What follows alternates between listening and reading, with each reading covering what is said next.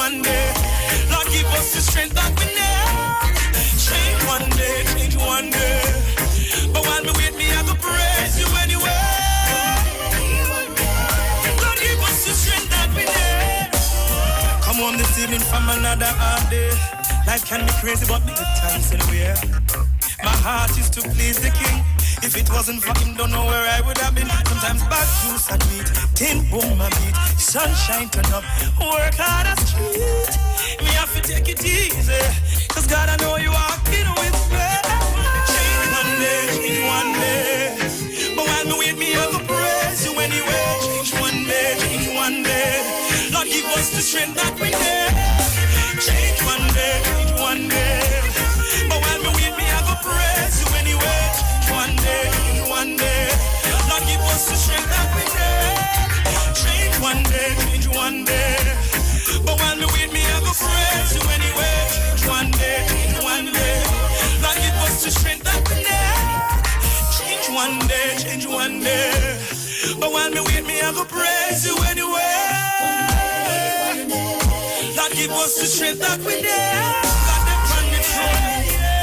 Take care, I'm on. God have it back. God have it last. I'm not gonna leave you, no. I'm not gonna leave you, no. I'm not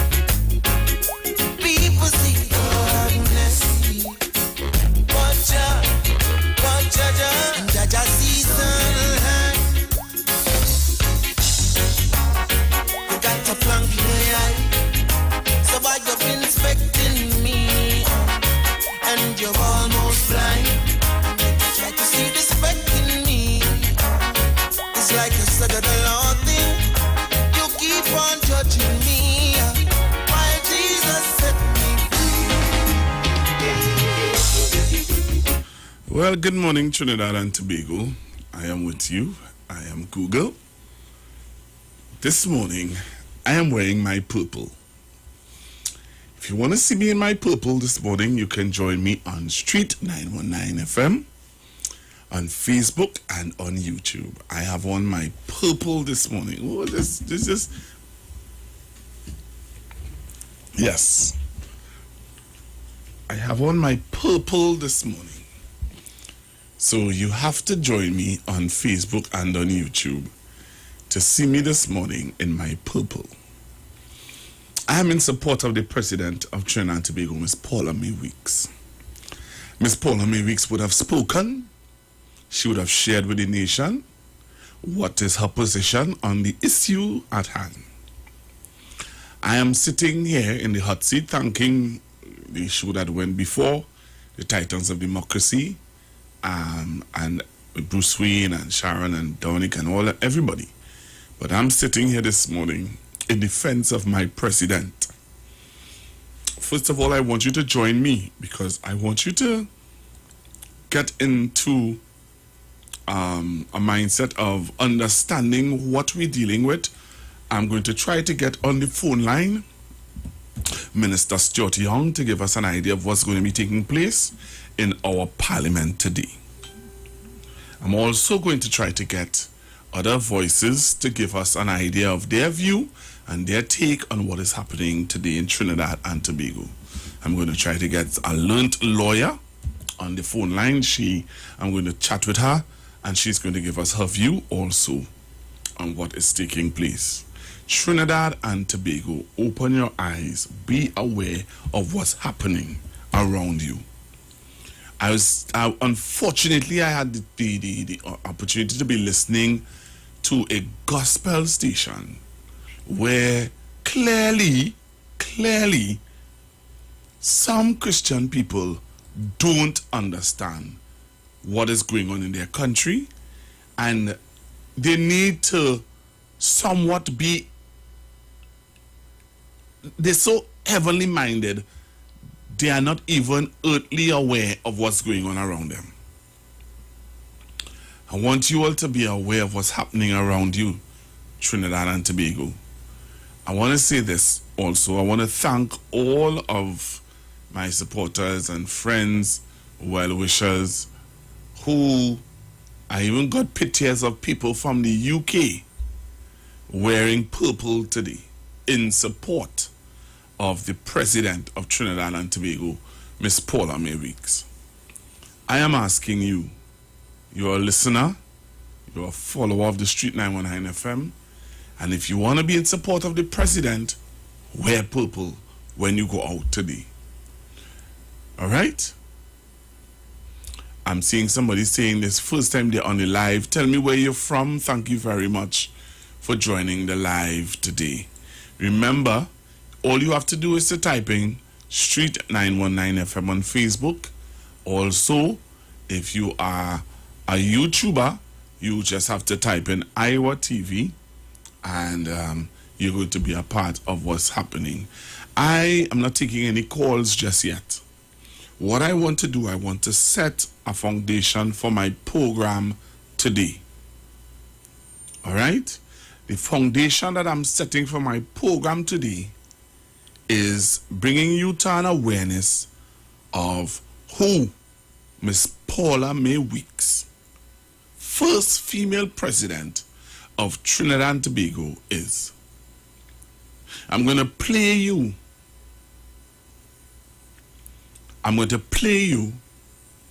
some information on who is Miss Paula May Weeks. Come on the live, share the live. People, let's be aware of our surroundings. Let's be aware of our country. And let's be aware of what's going on.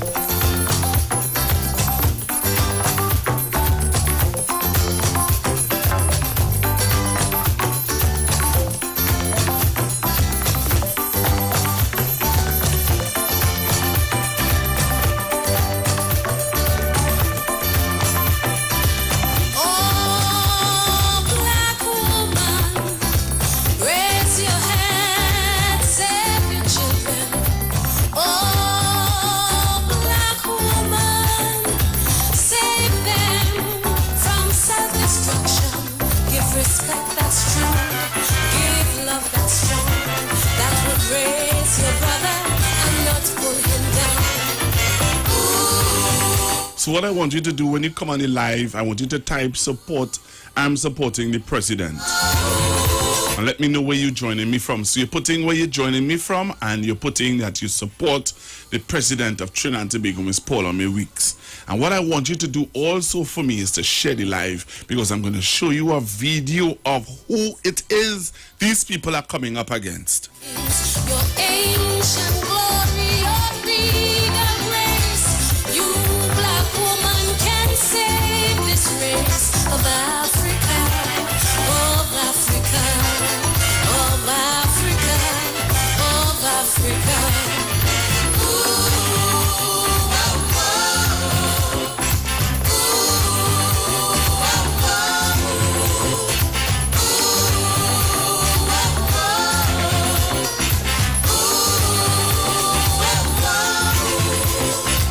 Look around and you will see all you are that was not meant to be. Don't strive to be so like the enemy who raped the land and changed the destiny of Africans, all Africans, of Africans, all Africans.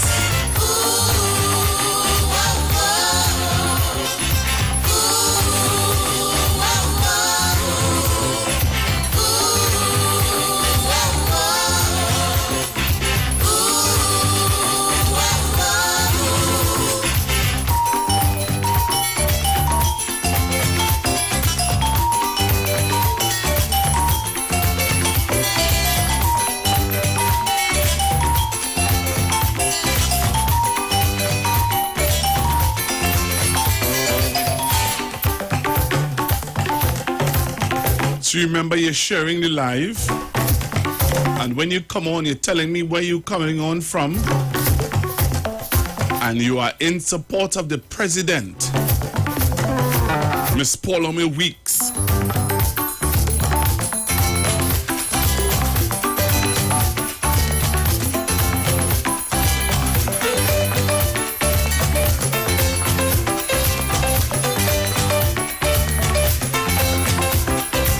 Centuries of torture, centuries of pain, got you black woman tied up in chains. Break free, I say the time is now.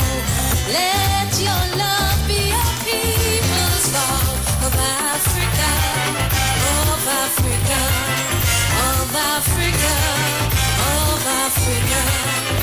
Ooh, wow, wow.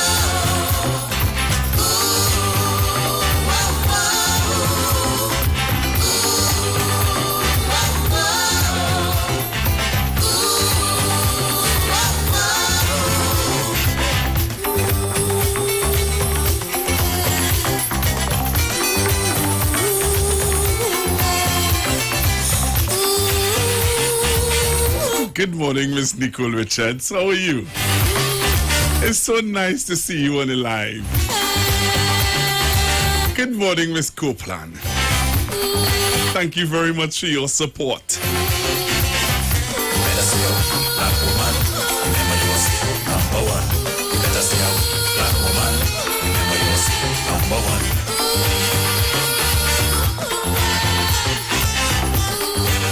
So I want to play for you now a video of who it is these people are coming up against. They are talking about and saying things against this lady, Ms. Paula Mae Weeks. Let me give you a quick documentary. Join me on the live as I give you a quick documentary of who is Ms. Paula Mae Weeks.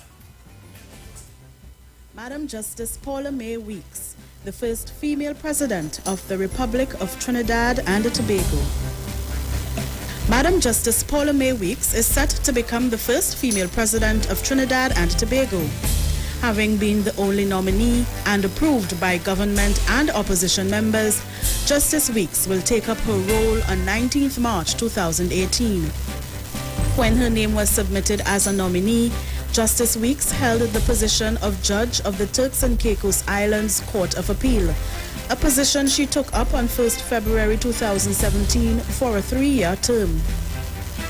Madam Justice Weeks attained a Bachelor of Laws honors in 1980, after which she received a legal education certificate from the Hugh Wooding Law School in 1982. Madam Justice Weeks was employed as a State Counsel 1 Senior State Counsel in the Office of the Director of Public Prosecutions from 1982 to 1993, after which she entered private practice, engaged chiefly in criminal trial and appellate work. In September of 1996, Justice Weeks was appointed a puisne judge of the Supreme Court of Trinidad and Tobago Criminal Jurisdiction. Justice Weeks was the 5th woman to be appointed a judge of the High Court in Trinidad and Tobago. She held this post until 2005, when she was elevated to a Justice of Appeal, retiring in 2016. From 1st to 11th August 2012, the judiciary announced Justice Weeks would act as Chief Justice. It was the first time that Justice Weeks performed that function, as she was the most senior of the appellate judges in the jurisdiction. Justice Weeks is a trained and experienced judicial educator, having become a fellow of the Commonwealth Judicial Education Institute in 2000. She has designed and delivered programs extensively in Trinidad and Tobago, and also in the Organization of Eastern Caribbean States, the OECS, and Jamaica over the years. The Office of the President, the post to be taken up by Justice Weeks, is quasi-ceremonial in nature. Many, but not all of the roles and functions of the President are enshrined in the Constitution of the Republic of Trinidad and Tobago. The office holder is head of state, and executive authority of Trinidad and Tobago is vested in the President. The President is also the Commander-in-Chief of the Armed Forces and the custodian of all state land after consultation with the Office of the Solicitor General. The President appoints the Prime Minister, the Leader of the Opposition, and makes the appointments of the Attorney General, Ministers, and Parliamentary Secretaries, acting in accordance with advice from the Prime Minister. The President also appoints 16 senators in accordance with advice from the Prime Minister, 6 in accordance with advice from the Leader of the Opposition, and 9 in the President's own discretion. The nation welcomes Madam Justice Paula Mae Weeks as Trinidad and Tobago's 6th and first female President of the Republic.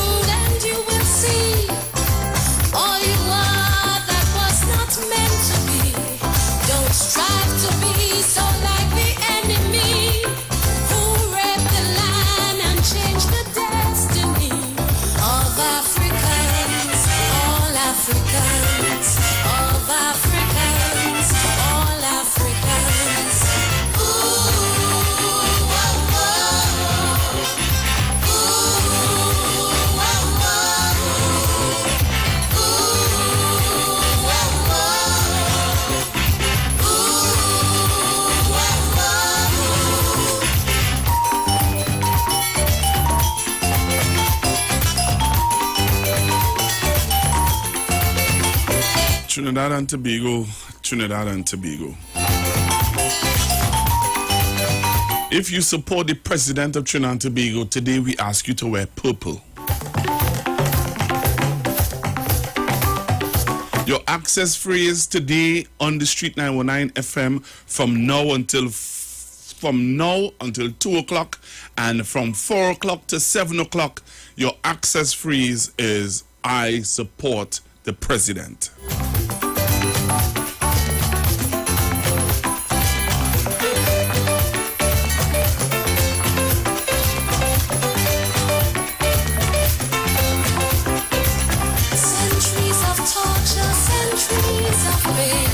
I want to juggle your memory a little bit, Trinidad and Tobago. I'm leaving up the picture of the president so that you'll understand that this is not just wishy-dashy anybody we're talking about. We're talking about Madam Justice Miss Paula May Weeks.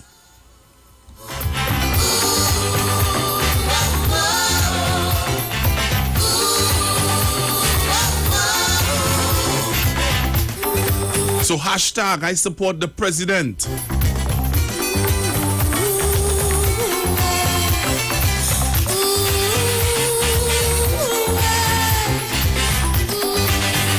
Let me tell you something, Trinidad and Tobago. The people who are bringing up these accusations and nonsensical arguments against the president have no moral authority. Let me tell you why. How many of you could remember when Miss Paula May Weeks became the president of Trinidad and Tobago? Statements that was made by the opposition leader, Miss Kamala Persad-Bissessar. What did she say about Miss Paula May Weeks? Any of you could remember the open pen letter that she wrote? Miss Bissessar wrote a letter of support of Miss Paula May Weeks. How many of you could remember that? And now all of a sudden, because you believe that you don't even have evidence, you don't have evidence to prove that Miss Paula May Weeks misbehaved in public office, you are ready to ridicule and pull down. You're ready to destroy the president. But I need you to share the live, Trinidad and Tobago, because today we're going to inform, educate, and bring back to your remembrance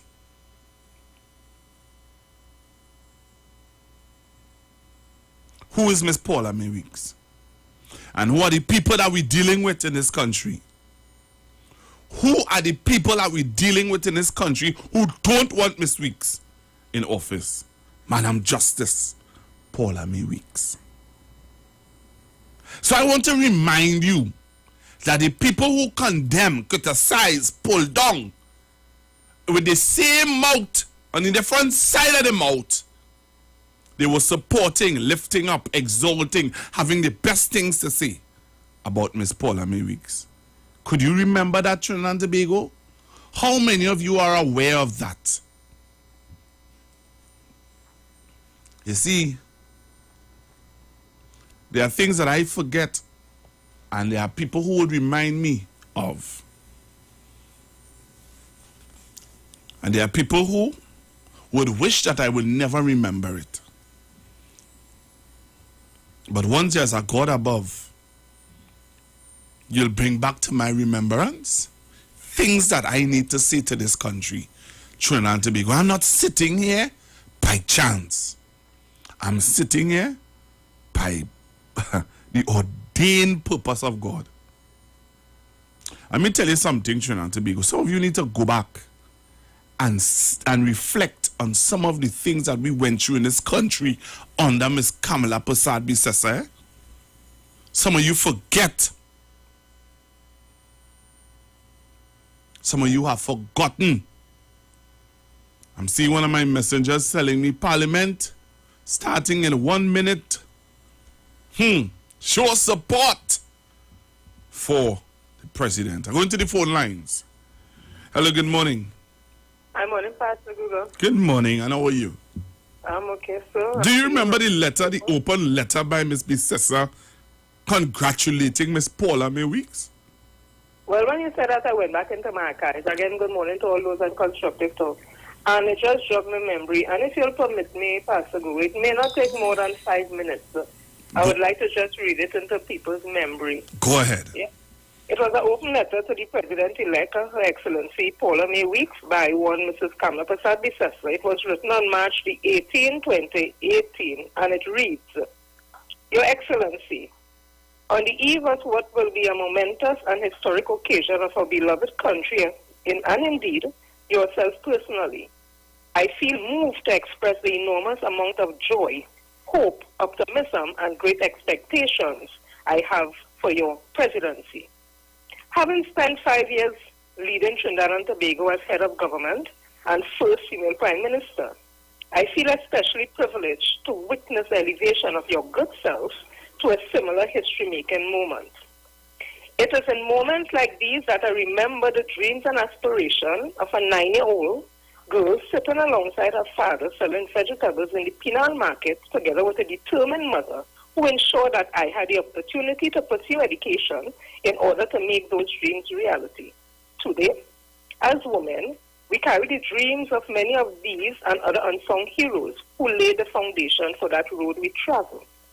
There was a general feeling that my elevation to the office of Prime Minister augured well for the future of women and girls in our nation in relation to leadership and empowerment. Your presidency is undoubtedly both a reflection of this as well as a marked and welcome continuation of this progressive development. Permit me to share with you a key realization which came to me very early in my tenure as Prime Minister. For I respectfully believe that it may serve as a guidepost to your good self. The simple truth is that despite my election as the first female Prime Minister of Trinidad and Tobago, this additional title was but a welcome accessory to the job of head of government. The role of head of government, as I quickly realized, was a responsibility that was much bigger than being the first female Prime Minister. The job as head of government required much more than the empathy, compassion, and maternal instincts which are amongst, which I like to think, are my hallmark traits as a politician. This role, in fact, demanded of the office holder an unquestionable and unwavering love for country and a resolute commitment to advancing the interests and welfare of each and every citizen of our republic above everything else. It required a steadfast vision and a strong will to work towards transforming our nation so as to benefit and uplift the lives of all people whom we have the privilege to serve. So does the role of head of state. History has traditionally recorded our triumphs in breaking the glass ceiling, even further to enable the advancement and progress of women and girls, and that is good. But having been privileged to be the first to walk that path in the politics of our country, it is my firm belief that our society can rise to reach its true potential when we lift our boys and girls, our men and women, side by side together. Madam, I once stood in shoes very similar to those that you wear today, and I understand your commitment as well as any concerns and anxiety that you may be experiencing. But I urge you to continue to have faith in God and in yourself and take heart in your own remarkable life, story of achievement and successes, and let that guide your tenure. It will not, of course, be an easy path, for pioneering ones really are. I know what it is like to sometimes be unfairly and unjustifiably criticized, condemned, and ridiculed. But I never wavered in my commitment to steer the course in the interest of the great privilege of public service, and I encourage you to do the same and move forward with God as your guide always. I think you may agree with me that what is needed at this time in our country is strong leadership to stimulate and motivate young minds and inspire and embolden consciousness and hearts and souls of every single citizen. The time to win over the young, impressionable minds in our society to the much-needed spirit of nation building is needed now. As you take your oath of office, you represent a spark of hope in our nations beleaguered with crime, failing institution, and mayhem, restoring a true sense of impartiality, non-partisanship, and social justice for all is anticipated by right-thinking citizens who know that Trinidad and Tobago can be so much better than what we are today. It is my hope that as a bastion of our constitution and our democracy, the office of the president will continue to find innovative ways to redefine itself, that the doors will continue to be open, and that the people of Trinidad and Tobago can feel through your words and deeds that they have someone fighting for their interests on their side. Be reminded always that we must never allow ourselves to lose sight of the ultimate goal of public service, namely the creation of a nation which embodies the very definition of progress, success, justice, and equality of every single citizen. Indeed, it is up to all to work towards this sacred objective, but more so, the ones elected or chosen to hold the highest public offices of the land. Always remember that our legacy must be anchored in the changes that we bring to the lives of the people we touch and the work that we do to bring about a better Trinidad and Tobago for them and our future generations. For 5 years, I've had the distinct pleasure of being called Madam Prime Minister, and on Monday, I truly look forward to addressing Your Excellency as Madam President. I wish you well in your journey. I assure you, too, that once you act in the best interest of our nation, you will never walk alone once it is in the pursuit of excellence on behalf of those you swear to serve. I wish you strength, wisdom, courage, and God's richest blessings, and guide you as you embark on this new season in your life and in the life of our blessed nation. Oh, brave. This was by Kamla Prasad Bisesa. Oh, how the times have changed. Pastor Google, I rest it there until we speak again. Thank you very much. Trinidad and Tobago, that was, and I want to thank Sister Jenny a whole lot for finding that article and that open pen letter. That was Miss Bisesa, writing and telling Miss Paula, congratulating Miss Paula May Weeks on her achievement as president of Trinidad and Tobago. Going back to the phone lines. Do you all remember that letter? Hello, good afternoon. Yes, of course. I am in total support of the president. And I see Kamla was asleep when that letter was written, and she get up and sign it. Have a wonderful day, and you're doing very well. Oh God, I support you too, eh? Okay, darling, bye-bye. Thank you very much. Hello, good morning. Good morning, sir. Level against this chair and a member of the other state. Do you know what is going on in Parliament now? Well, sir, first to begin, you're supposed to come in my program by saying I support the president of Trinidad and Tobago. Again? Yes. I already, they paid me purple. I don't, if I walk out now, I reflect in purple. Defend the president. I'm defending not the president, you know. I'm defending an African lady that is the president. That is why I defend him. Because I just turned on my telly to saw my great speaker of the house decide that here we're going to have an important debate, and the speaker have a few matters that they want to raise. The sugar man jump up. I swear I am in this country where they import these, where they call the place where they have a much coup, where Indians trying to, Fiji? I swear I was looking at Fiji just now. I swear I was looking, I say my ancestral roots are in jeopardy in this country. After I saw what is taking place in my parliament, Pastor Google, black people wake up, you know. All right. Thank Enjoy you. your day, my brother.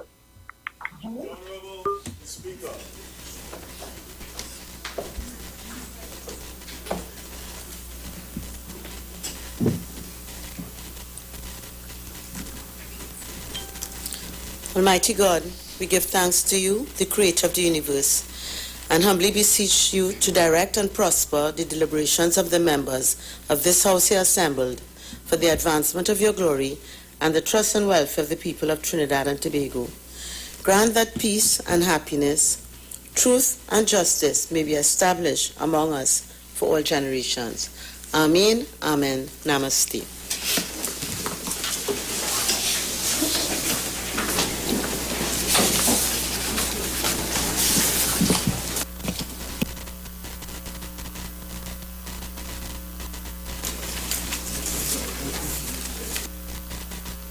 So if you're on our Facebook page and on our YouTube page, you're going to see where I kind of pull it back for you to see the beginning of the sitting. Honorable members, the debate on the second reading of the following bill, which was in progress when the House adjourned on Monday, October 14, 2019, will be resumed. A bill entitled, An Act to Provide for the Service of Trinidad and Tobago for the financial year ending on the 30th day of September, 2020. Minister of Works and Transport. Thank you, Madam Speaker.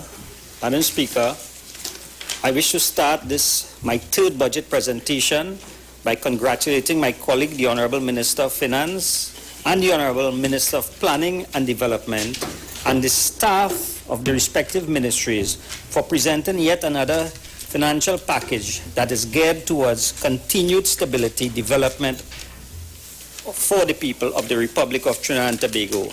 An exceptional financial blueprint with the theme Stability, Strength and Growth. Madam Speaker, it is never easy to... So I pulled it back for you all to hear and for you all to see what... So I'm going to pull it straight down for you all to... Wow. So I'm going to pull it straight back down for you all to hear what's happening presently in the House. All right, so I'm going to pull it down for you to hear presently what's happening in the House. So Trinidad and Tobago. Let's see what's going on. I want you to join me on the live, eh? Join me on the live. Join me now. Come on the live, Street 919 FM. Come on the Street 919 FM. Members, that we are under the item announcements. By way of example, a privilege motion does not trigger a debate. It is a proposal that an investigation is warranted. It is purely procedural. A privilege motion is never debated because it's an originating procedural motion. It is simply a complaint accompanied by grounds upon which the complaint is based. If, in the opinion of the Speaker, the grounds have established a prima facie case, then the privilege motion is, without more, referred to the relevant committee for investigation and report. It is only subsequent to the report of the investigating committee to the House that a debate takes place on the committee's findings and recommendations. Therefore, it is well-established parliamentary practice and procedure that the term... Madam Speaker, I'm forced to again ask you, is this a substantive motion before us, or from a procedural point of view, a constitutional issue that we are dealing with here today? And the length of your statement here this morning, will the member for Siparia be allowed to respond to we the Parliament and democracy of the country.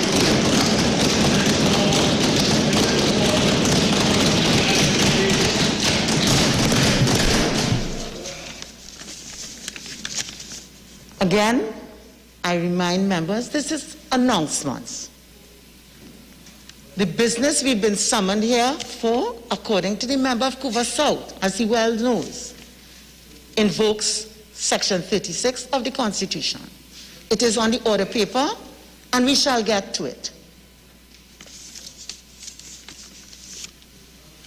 Therefore, it is well-established parliamentary practice and procedure that the term motion does not always mean that a debate is automatically initiated. The determination of whether or not a motion proposed under Section 36(1)(a) is debatable can easily be gleaned upon a careful examination of the Constitution. We all know that the first rule of statutory interpretation is the literal approach, and the language used by the framers is very instructive. It is clear, based on the language used in Section 36 of the Constitution, that this process has 4 distinct procedural steps. Madam Speaker. This is a matter which has been raised by in writing, properly so by the well, mic's being shut off. We should have shut it off. responded to it writing, Madam Speaker.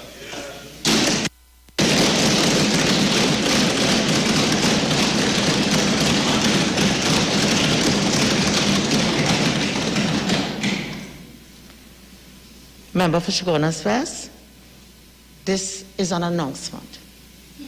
All right? And if it is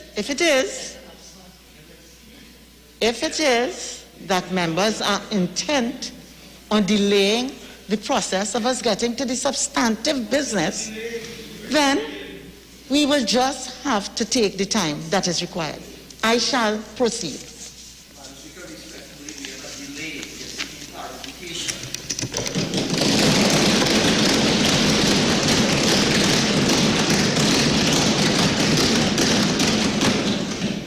And I believe all the clarification that has been sought has been addressed. It is clear, based on the language used in Section 36 of the Constitution, that this process has 4 distinct procedural steps. 1, the signed motion is proposed. 2, the motion must then be adopted. 3, a tribunal will investigate. And 4, the report of this tribunal is considered. I want to speak. I'm being cut off. Is this an attempt to silence the free flow of information?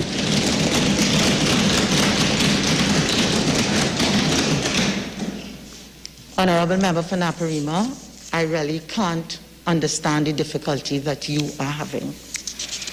Honorable members, I have been advised, and it is also my considered view, that the very first stage of this process, that is, the proposal of the motion, of our democracy, that the minority will have its say. So we are asking for a right to respond to this announcement, please.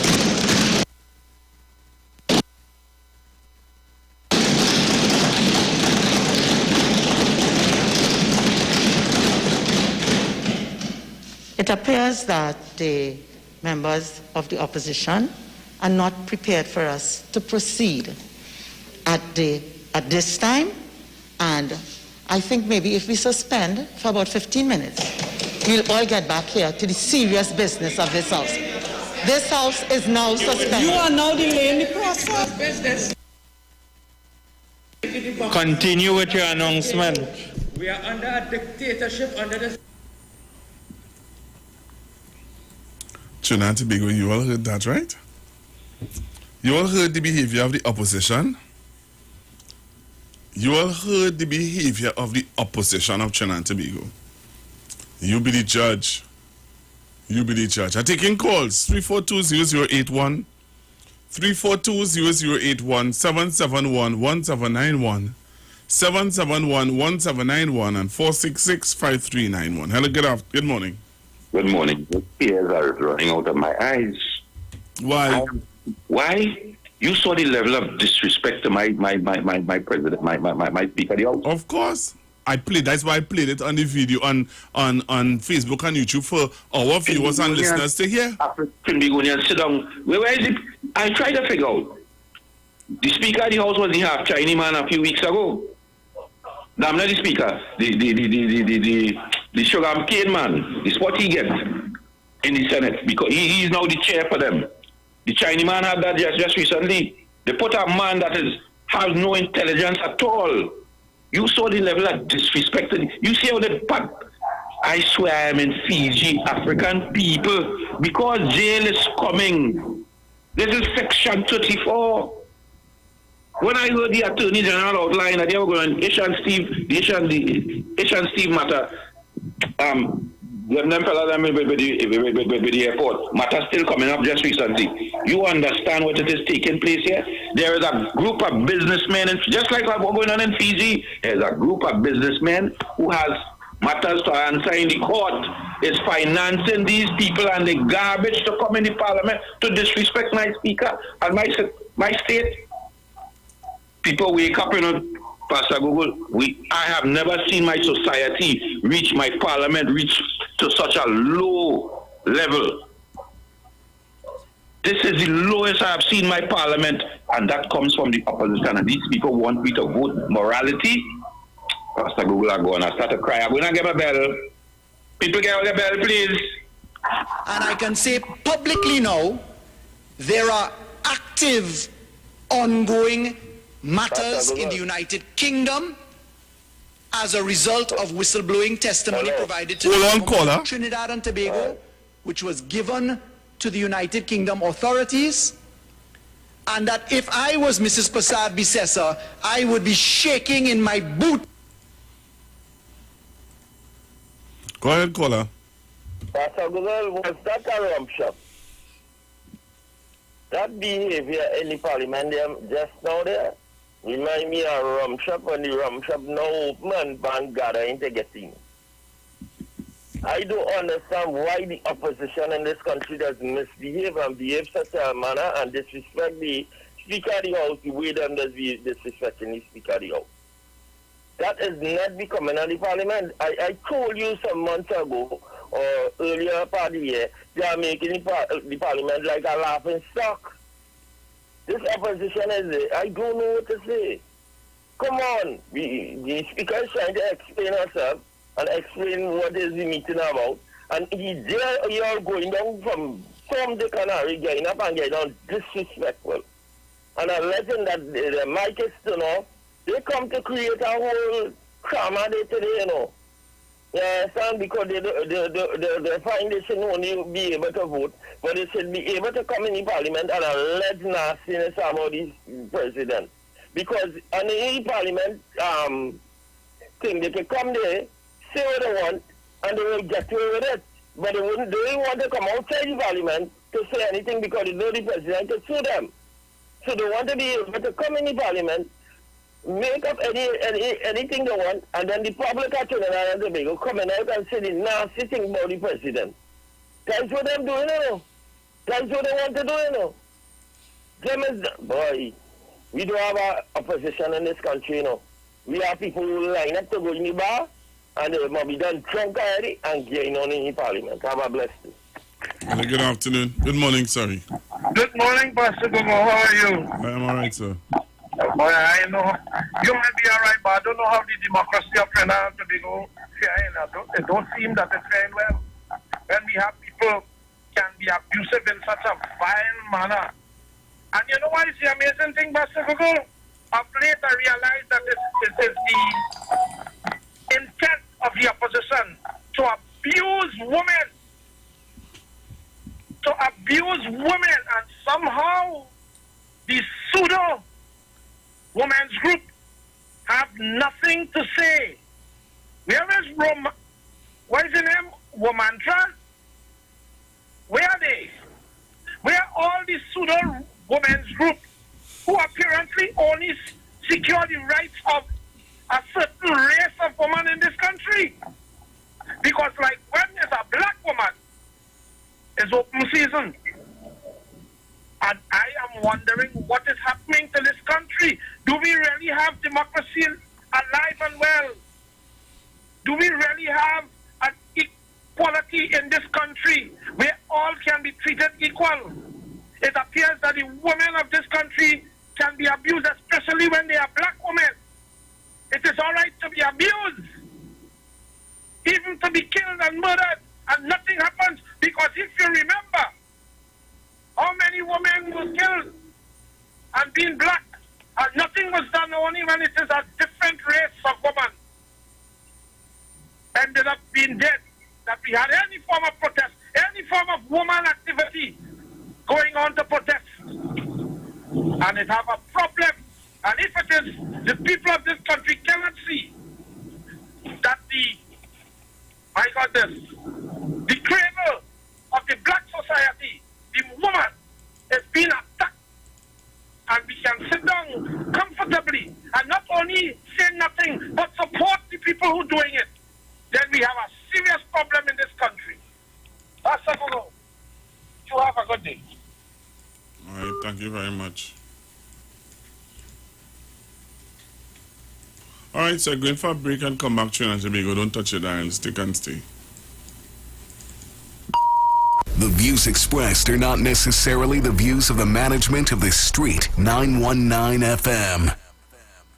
At Green Dot, we're making it easier for you with the all-new G-Dot customer portal. Get 24/7 access to your account from all your smart devices. View your account status, see your active services and hardware, view your balance, pay your bills, set up recurring payments, and more. Simply visit gd.tt today and register with your account number and email address to access this service. The all-new G-Dot customer portal. It's just one of the ways Green Dot is making it easier for you. Green Dot, improving and simplifying lives. After all the talk during the week, don't switch off on the weekend and keep it on the street. It's classic soca and classic kaiso when you're liming with the live wire on Saturdays from 5 to 7 p.m. only on the Street 919 FM.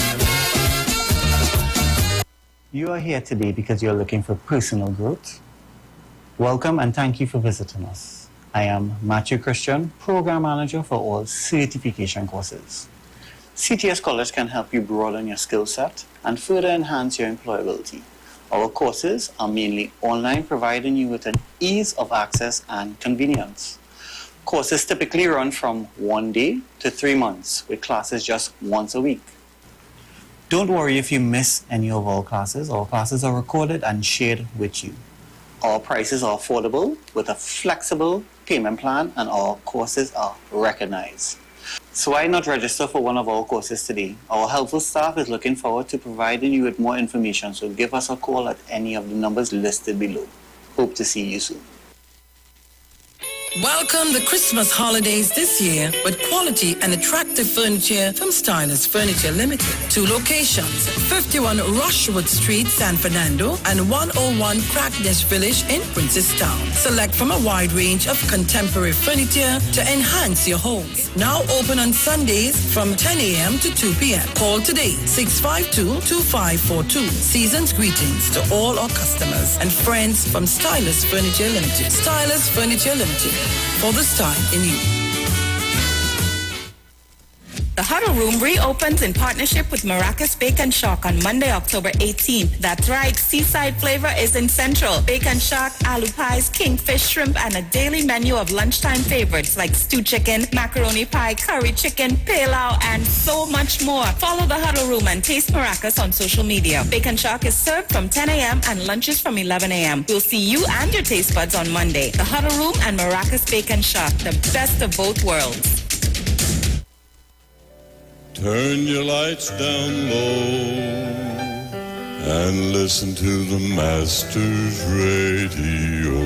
The Church of the Firstborn Assembly of number 399 Eastern Main Road, Waiko Sangre Grande, is pleased to present Pastors Morris and Agnes Johnson and guests. Sundays, Tuesdays, and Friday night, Sunday Ministry of Worship, Children Hour and the Word from 1 p.m. to 6 p.m. Tuesdays, see Jesus in every book of the Bible from Genesis to Revelation from 9 p.m. and Friday night, 9 p.m. to 5 a.m. All night prayer for our nation. Tell your neighbors, tell your friends, tell everyone. For further information, visit with us at www.churchofthefirstbornassembly.org or on Facebook. Email us at church668hope@gmail.com or call us at 753-1113 or 236-7271. Your free gifts and offerings will be greatly appreciated at Church of the Firstborn Assembly, account number 795222 at the First Citizens Bank.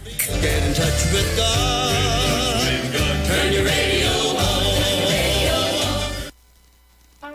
Hi, Trinidad and Tobago. This is yours truly, Pastor Charles, streaming live from Port of Spain Trinidad, Marval Road, 91.9. Every Wednesday from 12 midnight to 5 a.m. in the morning. I tell you, we are going to have a T-I-M-E time in the presence of God. We will be praying, praise God, for our nation. We'll be praying for families. We'll be praying for those that are sick and those that are in need. Tune in to the best station, 91.5 FM Street Live, Port of Spain, Marava.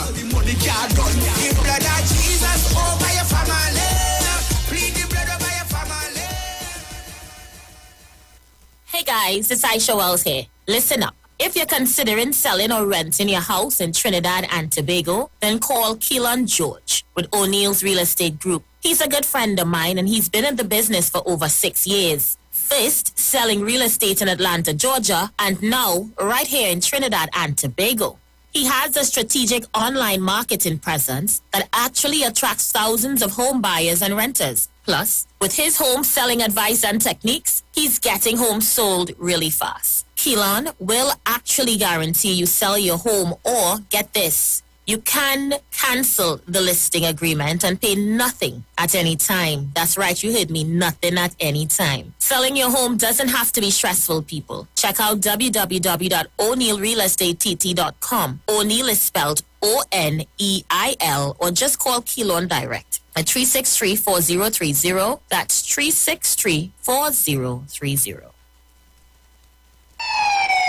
Police, good day. Officer Best Price here. Johnny Q Auto Parts Division? Yes, sir. I'm here to investigate an assault on batteries. Excuse me, sir? Is it true? You have batteries selling for $488? Yes. Power Master, Optima, Vata, and Megastar batteries. So I could buy a battery for $488? Yes, sir. For cars, trucks, and boats. Backed and distributed by Massey Automotive. Which part? Right here at Johnny Q Hardware and Auto Parts Division, 15 Arabita Avenue, Woodbrook. And our new Johnny Q Superstore, located at Lowlands Mall off Claude Noel Highway in Tobago. You could call 63 Tools. Alright, thanks boss.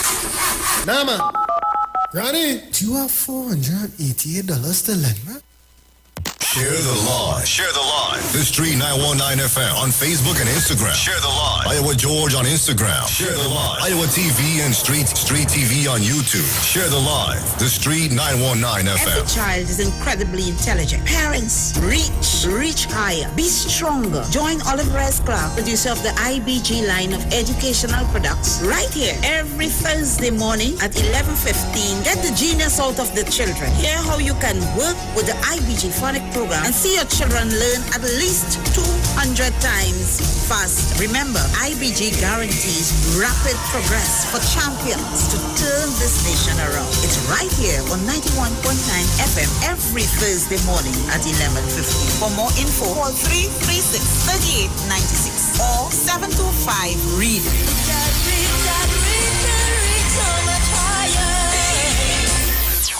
Okay, Trinidad and Every Tobago. child. All right, Trinidad and Tobago. So we have Miss Oliveres Clark, the IBG Phonics program. It's going to come on in about the next few minutes. So don't touch your dial. Stick and stay right here on the Street 919 FM. So we have Miss Oliveres Clark, the IBG Phonics program, which is here already in studio to start in a few minutes' time. So don't touch your dial. Stick and stay right here on the Street 919 FM. Okay, so we're going back. We will, after Miss Clark, which is about 11:35, we are going to resume our regular programming, all right? So don't touch your dial again, as I said. Stay right there. We're coming back with regular programming. So we have Miss Oliveres Clark, who is already in studio. Entertainment, information, conversation. All on Street 91.9 FM, the official station that defends the nation. Broadcasting from Trinidad to the world. The Street 919FM.com. All right, Trinidad and Tobago. So Miss Clark is here. I'm going to hand you over to her, and she is going to take you until 11:35 and thereabouts, and then we're going to come back with our regular programming here. All right, so don't touch your dial. Stick and stay right here on the Street 919 FM. So we're going to hand you over to Miss Clark right now. All right. Good morning, Miss Clark. How are you? Good morning, Pastor Google. I'm very well indeed. How are you? I'm good. And to Trinidad and Tobago, the Caribbean, and wherever this frequency is heard, I greet you all in the name of our Lord and Savior Jesus Christ, the soon coming King. And I'm no stranger to the ardent listeners to this frequency. Everyone knows about IBG Phonic program. We have been sharing the good news, getting the best performance from children for the past 26 years.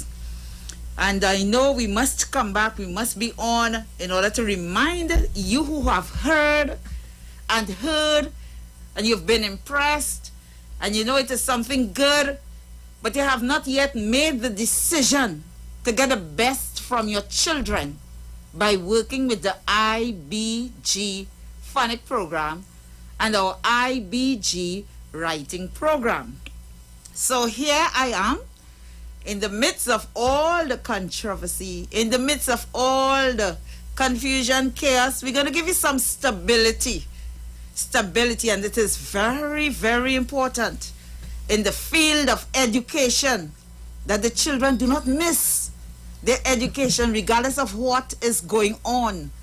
And time is of the essence. Time is moving very fast, very fast.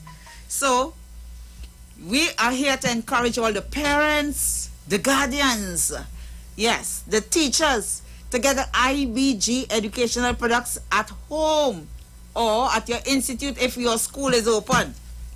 If your school is open, not working online, but if your school is open. And for those at home, you can be so instrumental in bringing out the genius in all the young children, in each child. You know, we have a genius in each child. And with the IBG Phonic program, for instance, our first aim is for the intellectual development of children. How fast they can perceive and, you know, come up with conclusions that are logical, that are correct, that are accurate, that are precise. Their intelligence, how fast they can interpret language and respond to what they've heard, what they've taught. We are first looking at the intellectual development. And where do you start when it comes to intellectual development of a child? You're starting with the babies, even before they are born. Even before they are born. And this is not news. We all know that. And we also know that scientists have proven that from birth to age 3 is the time the child is learning the fastest ever. Yes, from birth to age 3, 50% of the adult intelligence is already formed. So that is why this very important product, IBG Inspired by God, it's not the usual product. And I'm sure I'm talking to people who are listening and who are hearing. It is not the ordinary intellectual product or educational product.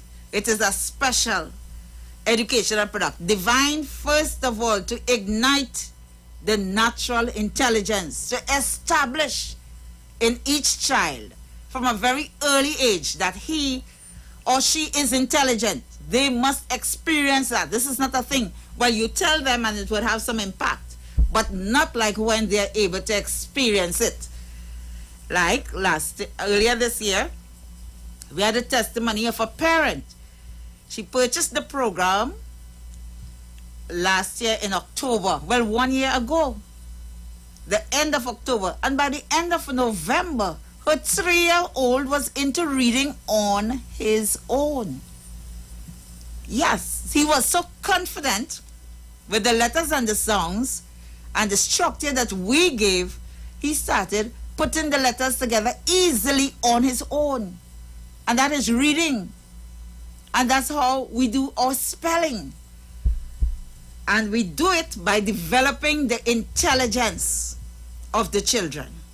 So every child using the IBG Phonic program will not, like some other program, read and spell alone. Or some of them may even read with understanding. But we develop the intelligence so much so that we've created miracles in mathematics. Yes, it is across the board performance. One of our children who started at age 1 year and 3 months, which is a baby, now becoming a toddler. His mother purchased the program, his grandmother purchased the program and started working at home with him. When he entered secondary school at age 11, he was able to do CSEC mathematics with distinction in all areas. Yes, and we have lots of others who got scholarships abroad, and they were first in mathematics abroad. So this is what we have observed over the past 26 years, that children, and your child will do so now, your grandchild, your godchild, the child you are taking care of. If you follow the IBG phonics program, the system that we are giving you, you will observe that the children are learning at a rate of at least 200 times faster. This is guaranteed. Do the work at least twice per day. And to get this program, you must call now. We have some specials for you. We know it is a difficult time economically to many, but still we must have a vision of the future.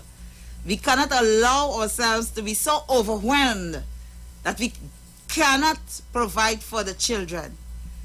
It is incumbent upon all the parents, and now the grandparents and the great-grandparents, because we have some very young grandparents, and the godparents, to assist in providing for the children, especially for their education, for their future. When we talk about education, we're looking at the future of the children, the future of the nation. Call us, 336. Everybody must call, 336 3896.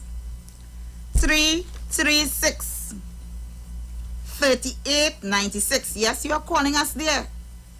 Call and put in your order for the IBG phonics program. The program is not very expensive. It is affordable. We have the payment plan, and when you purchase the program, what you're actually doing, you are preparing for the future, a bright future. Imagine, and the future may not be very far.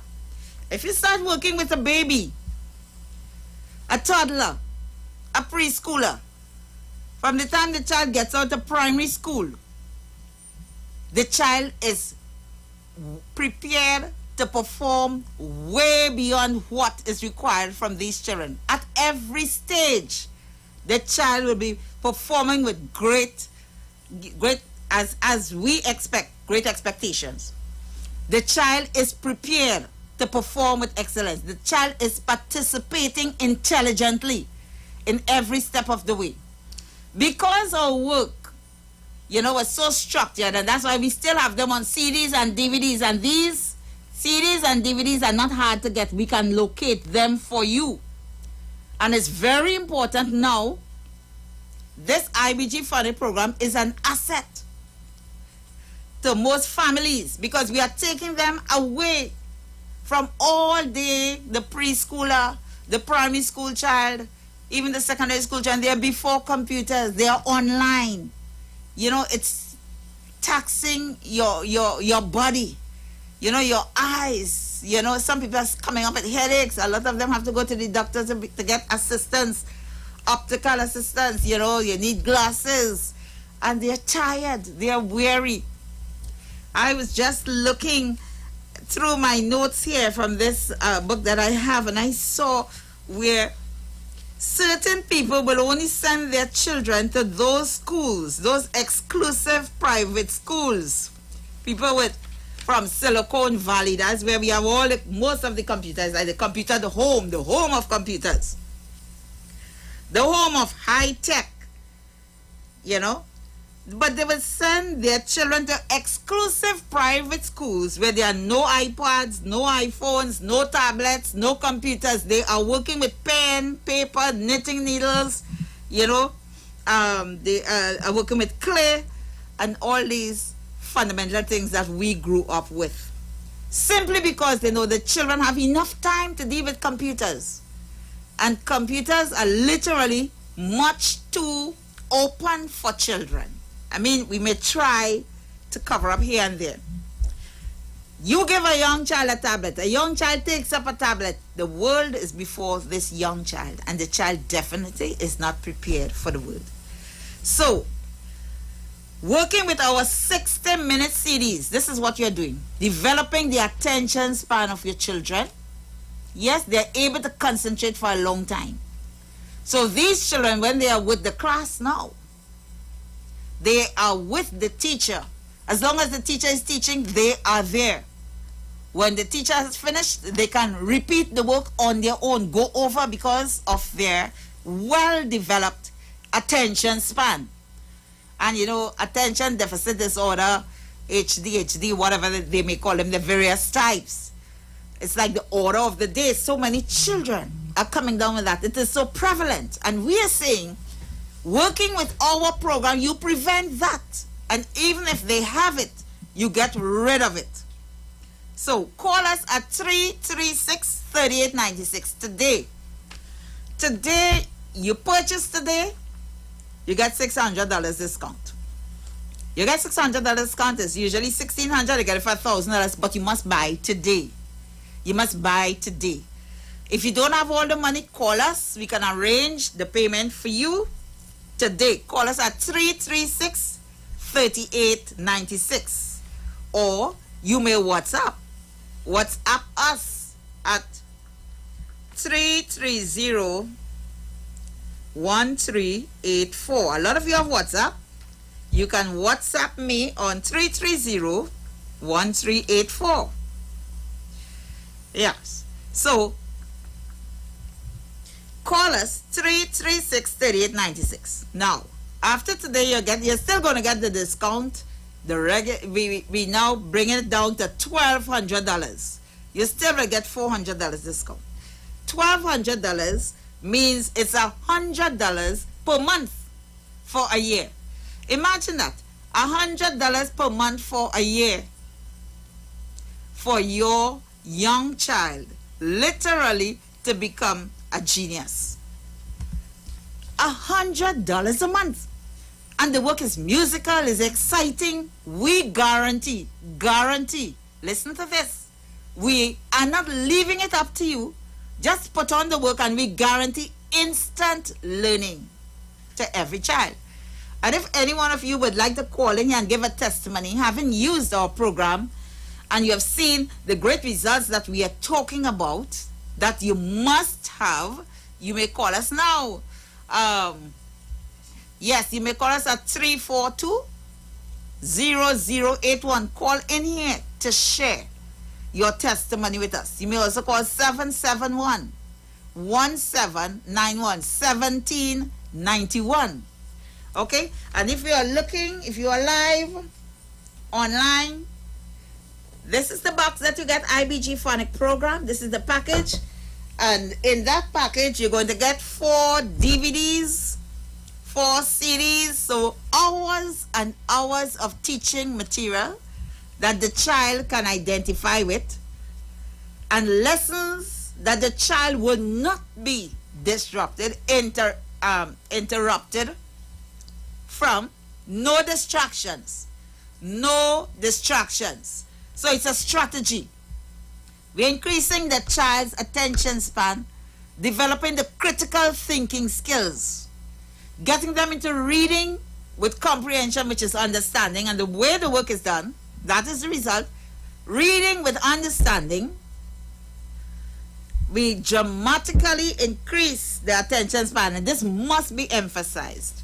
Dramatically increase the attention span. And there's a natural propensity towards academics. They gravitate towards schoolwork. It's like you have just opened the door for them. and they are absolutely prepared with the literacy skills, with the enthusiasm, with the self-confidence and self-esteem, you know, with the excitement for learning. You don't have to say, go and take a book. With the excitement for learning. IBG gives excitement for learning. So call us 336-3896, or you may WhatsApp 330-1384. And you're calling now because today you're going to get a great discount. You're getting $600 discount today. So the parents and the grandparents who have heard, and some of you have been saving for the children, the grandchildren, now is the best time.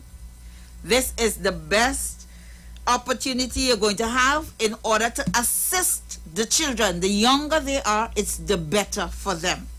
In order to assist them in academics, in their future, in creating successful citizens, well-adjusted citizens, citizens who are very confident and will play a great role wherever they are. We expect in this nation of Trinidad and Tobago, but wherever they go, they do very well. And we are saying the price. It is not very expensive. You're getting it for $1,200. It means $100 a month for one child. $100 a month for the year. But you can use the program throughout the primary school, because there are exercises that you're going to use to get them into reading and spelling and to get them prepared to start primary school. But when they're there, you need to maintain the attention span, the speed in learning, the confidence. You need to keep them ahead.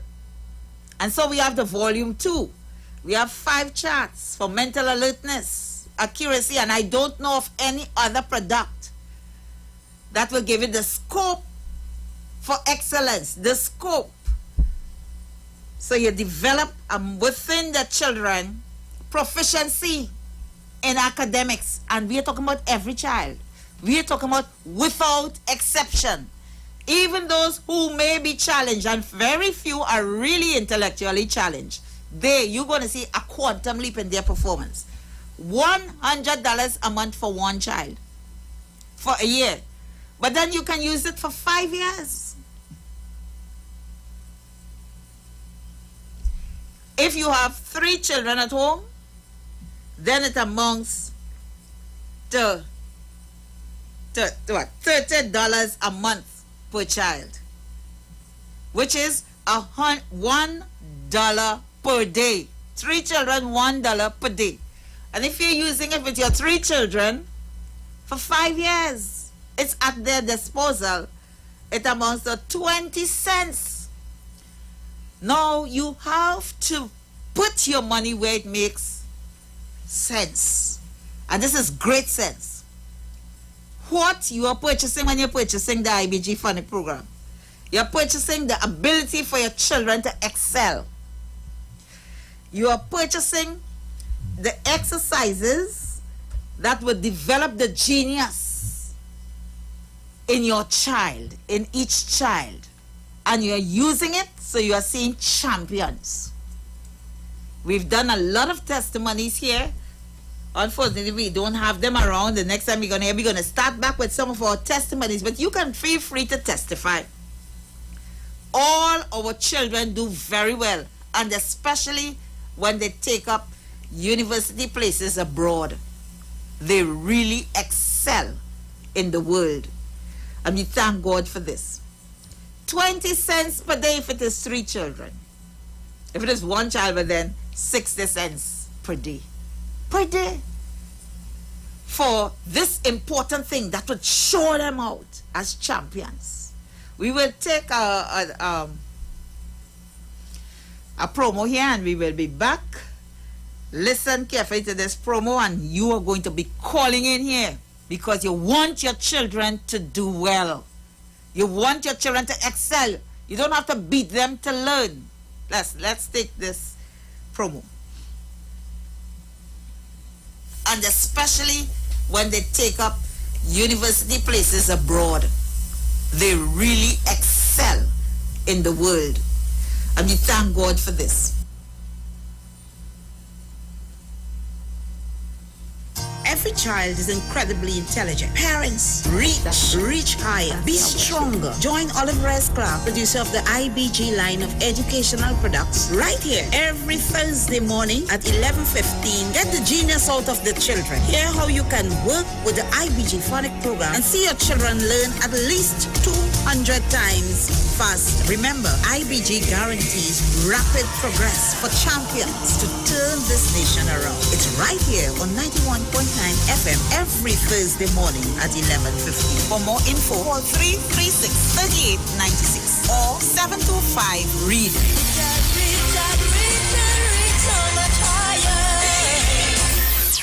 Yes, reach for the babes. Right now, plan their future. Listen, a lot of people are calling because they have used the program when they were young. We are wrong for the past 26 years. Now they have their children. They want their children to do the same for the same great results. God is with us. IBG, inspired by God. CDs, DVDs, 4 CDs, 4 DVDs, 6 charts. The word building book where they are building 105 small words and syllables for the bigger words at a time. And you have other workbooks. We guarantee that your children will be learning at least 200 times faster. Yes, if we compare it with one that is popularly used now, they are starting the alphabet with 4 letters. S, A, T, and N. And those who have S to hear will hear. 4 letters. These are the 5-year-olds, and they take you a whole term or 2 terms to go through the alphabet.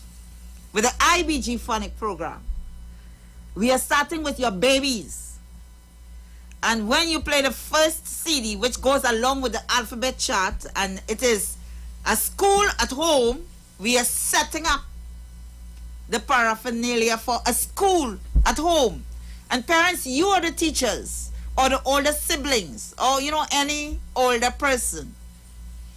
You're pointing to that alphabet chart with the first CD. And if you're working with the babies, we encourage you, use the first CD or the first 2 DVDs. With the toddlers, with the preschoolers also. That's how we start.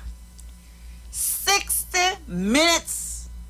Now, they say a child's attention span is barely 5 minutes. But because of the way the work is done, the variety of drills, the different pieces of music, and every new part of the work is hinged on work already done. The steps are closely linked. So no child, not even a baby is confused. Yes, not even a toddler is confused. And that toddler is hearing the sound of every letter at least 42 times. Tell me, how do you compare 4 letters and like a whole term to go through the alphabet? Whereas with the IBG phonic program, each time you play the first CD, the child is hearing the sound of every letter and seeing every letter at least 42 times. When you do it on the DVDs, the same thing. Now tell me, who is off the block first? The child that has more exposure to what is to be done. Who will be more familiar with reading and spelling? Who it will be easier to teach? The child with the IBG phonic program. Everything is a word. We use the letters of the alphabet to form the word. And at that stage, which we call the concrete stage of learning, the work is well done. It is, and this is critical for the development of the understanding of the child. This is well done. They must know that they know for their confidence. You cannot teach a child who is lacking confidence. And you have them all up in the secondary school. And we've come here before and showed you statistics. We have the data where working with the secondary school children who have reading and spelling problems, And this will happen because it was not done in the primary school. It was not captured. The objective of literacy was not acquired at the primary level, which is sin. Since we are here, we could talk about sin, yes. Because God has given us this work 26 years ago to help every child. Now you get this program and you would see the older students who are struggling from the first lesson, they are different. We brought the statistics here to show you how, say, within 45 minutes of the IBG phonic program, older students started to read and spell immediately. And we can call schools, teachers can testify, parents can testify. We want you to know that with the IBG phonic program, success is in their grasp. And you're looking at 60 cents per day. You can't even get a snack for 60 cents. 60 cents per day for the IBG phonic program. And if you purchase today, you're getting $200 off. A further $200 off. You're getting it for $1,000 today. So you, instead of having it in the bank, and when you go for it, there's little or no interest. As a matter of fact, to maintain the account, you might see less than you put in. That's a real thing. Go and get the money from the bank, from the UTT, from the credit union, wherever you've had the savings for your children or your grandchildren, your godchildren, the children you're taking care of. Get the IBG phonic program and work with them. Call us at 336-3896. We are also on Facebook and Instagram. 336-3896. Call us. Don't be afraid. When you call us, you make the effort to help your child. When you call us, you make that decision. I will see the genius in my child being released. And let me tell you something.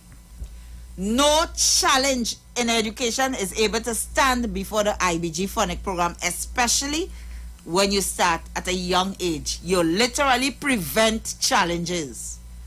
And you see, those common things like dyslexia, you end dyslexia immediately. Attention deficit disorder, that is finished immediately. Autism, we see the genius in autistic children. They are way ahead. Many of them, autistic children. Yes. All the other challenges that they may be described as. When you get the IBG phonic program, we develop the confidence and the self-esteem and the learning pattern of the children so much that they overcome these challenges. They overcome. And that's why with the oldest students, those at secondary school, in an instant, in 2019, we did a project at the Beach Secondary School. The teachers were concerned that students there were having, too many students are having challenges with literacy. And we worked with the forms 4 and 5 students. Yes, form 4 and 5 students. And listen, last year when they did, those children who did the CSEC examination, even during COVID, and they were unable to go to school, you know, and it wasn't, this online learning was not as secure as it is now. Talking to the former principal, those children, a lot of them did much better. The school got better results. Why? The children are naturally intelligent, but if they have reading or spelling problems, it is impossible for them to be effective, impossible for them to be successful. So once you knock that out, and it's just a few days, we took 4 days with 61 children, and from the first day there was a remarkable difference. So at the end of that project for 4 days with secondary school children, they got better results. Parents, grandparents, guardians, you can help your children get better results. And I'm talking here. But I want you to understand that you have the power right at home. Right at home, you have the power to get the gem out of your children, to create success stories with your children, you know, to develop academic proficiency, academic prowess. Yes, they are champions wherever they go across the globe. They're number one. Call us 336-3896. And remember, if you have 3 children, it's just like 20 cents per day. And some of you, from the time you see the children doing well, you give away a set, and then you try to get it back and you cannot retrieve it. You have a problem. Keep your IBG phonics program all while the child is in primary school.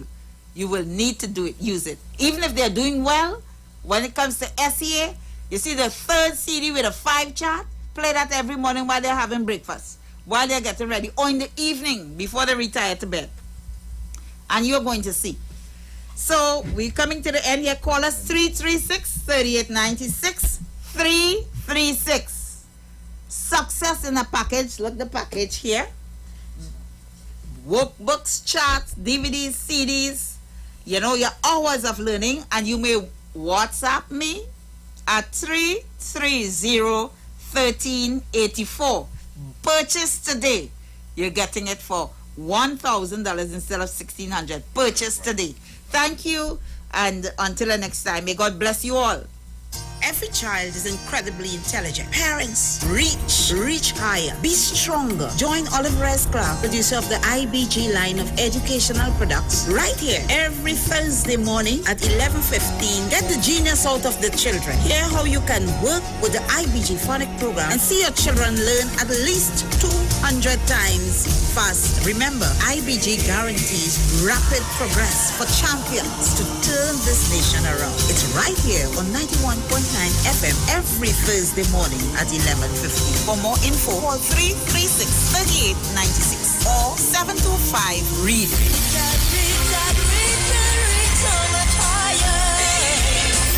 Entertainment, information, conversation. All on Street 91.9 FM, the official station that defends the nation. Broadcasting from Trinidad to the world, the Street919FM.com.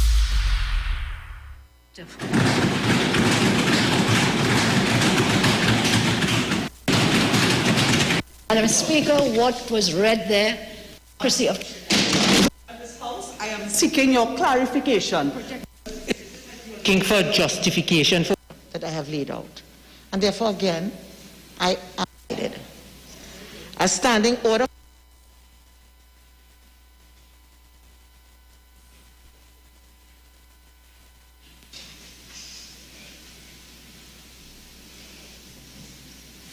All right, Trinidad and Tobago, so I want to thank Mr. Olive Reyes Clark for being with us today. I wanted to pull back for you what took place in the Parliament a while ago.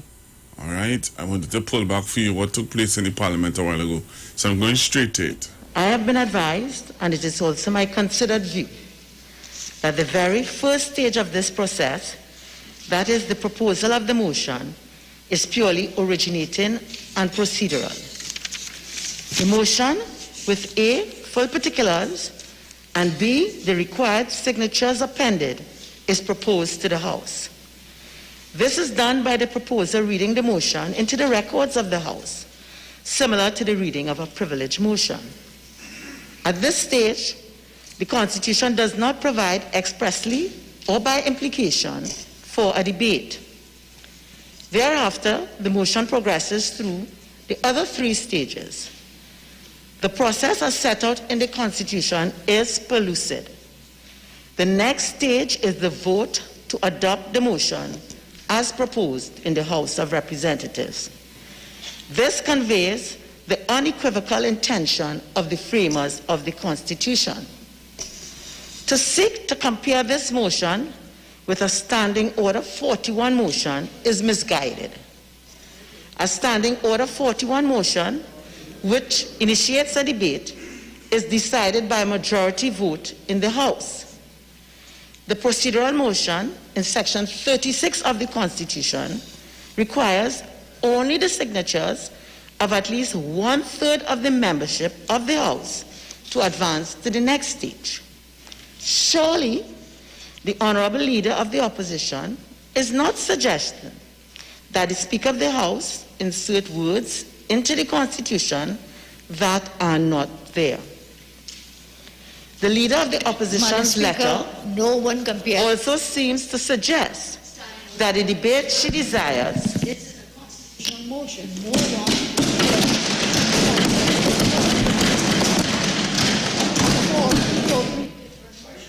under the Constitution, the Supreme Law. Okay, so honorable members, the honorable member for Superior has written to me a letter, which you all are aware of.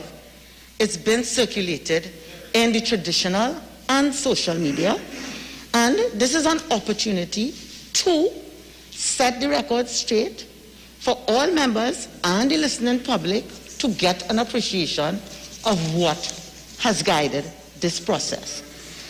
Madam Speaker, you must allow a full debate.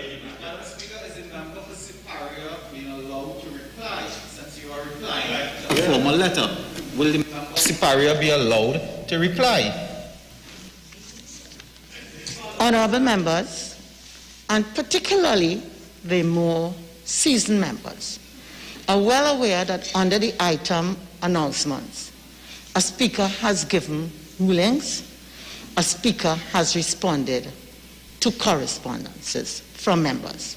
In fact, had this been just a one-on-one, the learnings from such a very novel procedure which we are about to embark upon would never be shared by not just us in this chamber, but to the general public who have equally a vested interest in what we are to embark upon. So again, I beseech members of this chamber to allow the announcement to continue and finish so that we can embark upon the other business on the order paper. Madam Speaker, with due respect, is the Honourable Speaker aware that under this extraordinary sitting, that no other business is to be conducted? No other business.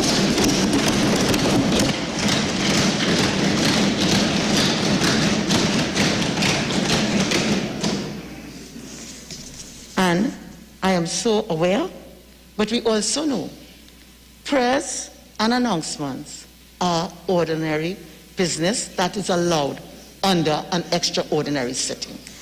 Okay, so we shall proceed. The Leader of the Opposition's letter also seems to suggest that the debate she desires should take place in the Electoral College. Indeed, the member asserted that, and I quote, "It is absurd to ask the members of the House and Senate to vote on such an important motion without a debate," end quote. However, it is strikingly odd that the Leader of the Opposition would refer to a clear provision of the Constitution as absurd. All of us assembled here swore an oath to uphold the Constitution, the very Constitution that the member is now labeling as absurd because it is at variance with her misguided opinion. The Honourable Leader of the Opposition... Madam Speaker, the Honourable Leader of the Opposition... Respect to you, Madam Speaker, until 48.6, improper motive being imputed against a member.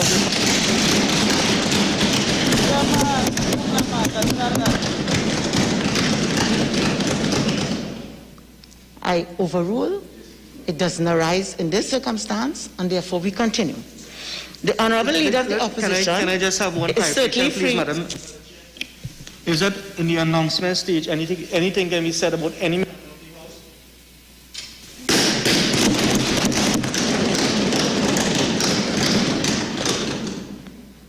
Member for Caroni Central, we are all guided by the standing orders with respect to what is allowed and what is not allowed. And as you know, the House allows for robust discussion. The Honourable Leader... one-way discussion.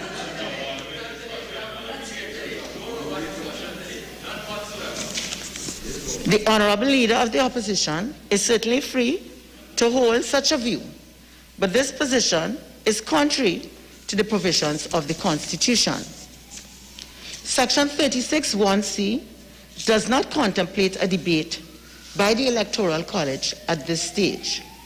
Section 36(1)(b) identifies the motion as a document containing the full particulars and the grounds on which the complaint is based, together with the requisite signatures. It was for the honorable leader of the opposition to ensure that her document contained sufficient details, that is to say, full particulars, to assist the Electoral College in determining whether her complaint warrants an investigation by a tribunal.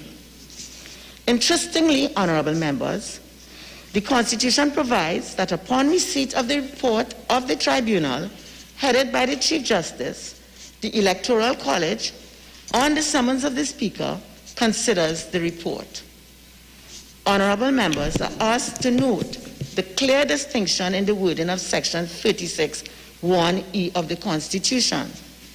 It is at this stage that the Constitution provides for a debate to take place by the Electoral College. Admittedly, a motion to trigger the removal of a president is rarely invoked. In fact, the framers of the Constitution intended that when the provision is invoked, the complaint and the particulars must be sufficiently so weighty that it would be likely to succeed. This is evident from paragraphs 162 and 163 of the Wooden Commission. Paragraph 162 states as follows, and I quote, "We thought it necessary to make provision for removing the president from office, although it is expected that this eventuality will never arise." It continues at paragraph 163, and I quote, "The recommended procedure for his removal, as set out in the attached draft Constitution, is designed basically to make it unlikely that the procedure will be set in motion unless there is near certainty of the likelihood of its succeeding," end quote. Guidelines issued in relation to these proceedings are ultra-vires, which is the second matter raised. I trust that all members now appreciate that as Speaker of the House, I am heavily guided by the Constitution of the Republic of Trinidad and Tobago for the purposes of this procedure. It is the Constitution itself that authorizes the making of guidelines by the person who sits in this chair. In this regard, members are directed to Regulations 3 and 23 of the Electoral College Regulations, which are made pursuant to Section 28, subsection 4 of the Constitution of the Republic of Trinidad and Tobago. Madam Speaker, are you saying 36C is a meeting of the Electoral College, please? It is not. This is not. Honorable members, I really consider that this is very important, not just for members of the chamber, but also for members of the national community, for them to be apprised of the reasoning and that guided the procedure that I have laid out. And therefore, again, I ask members to kindly listen in silence and allow the announcement to be made. Madam Speaker, I am...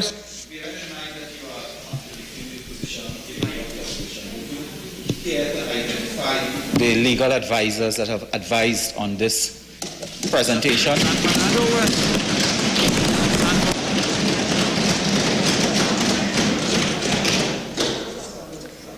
And I'd say to the member for Oropouche East, again, if maybe one allows the announcement to continue to its end, those questions will be answered to your satisfaction. Madam Speaker, is this 36C? Is your legal advice indicating that this is a meeting of the Electoral College, please? I seek clarification of that, please. And member for Caroni Central. I think, again, if you listen carefully, the announcement is structured to give you the guidance and the clarification you seek with respect to the stages.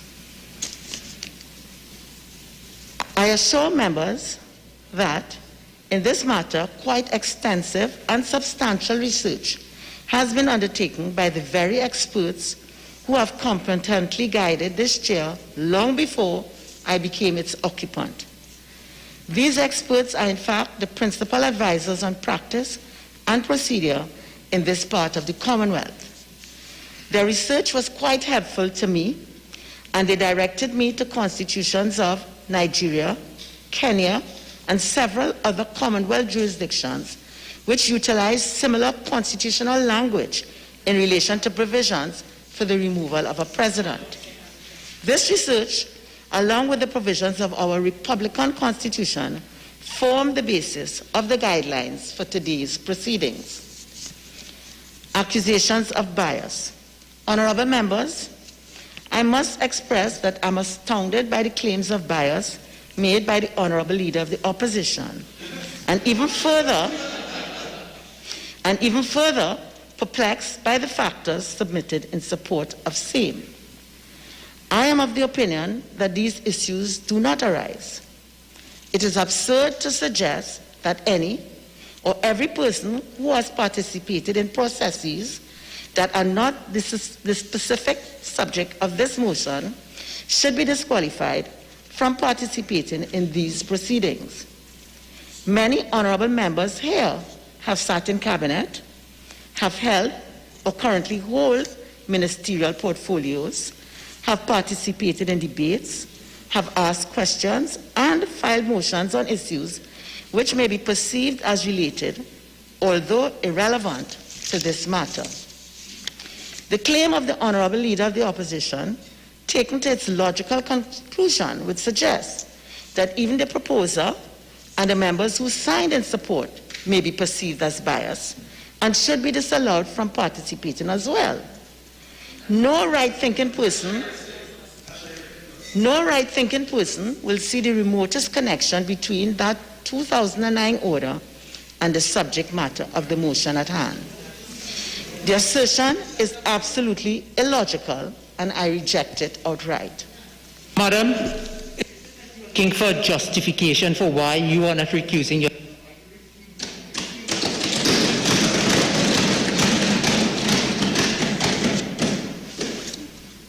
Member for Princestown, again, as I've said, a letter was written by the honorable member. It has been widely circulated, and a lot of opinion has been in the public domain raised concerning this.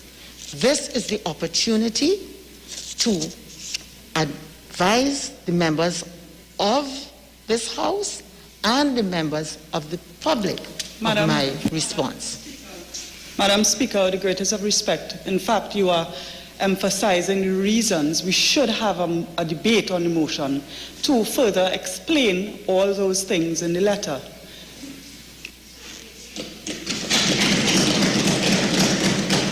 And member, again, for St. Augustine, having heard you, the reasons for the guidelines are being explained here under announcements to dispel all your misconceptions. Madam Speaker, you are making determinations without providing any substantiation for your decisions. Madam Speaker, is it your intention to recuse yourself, or are you justifying why you should not be recused? Because the leader of the opposition...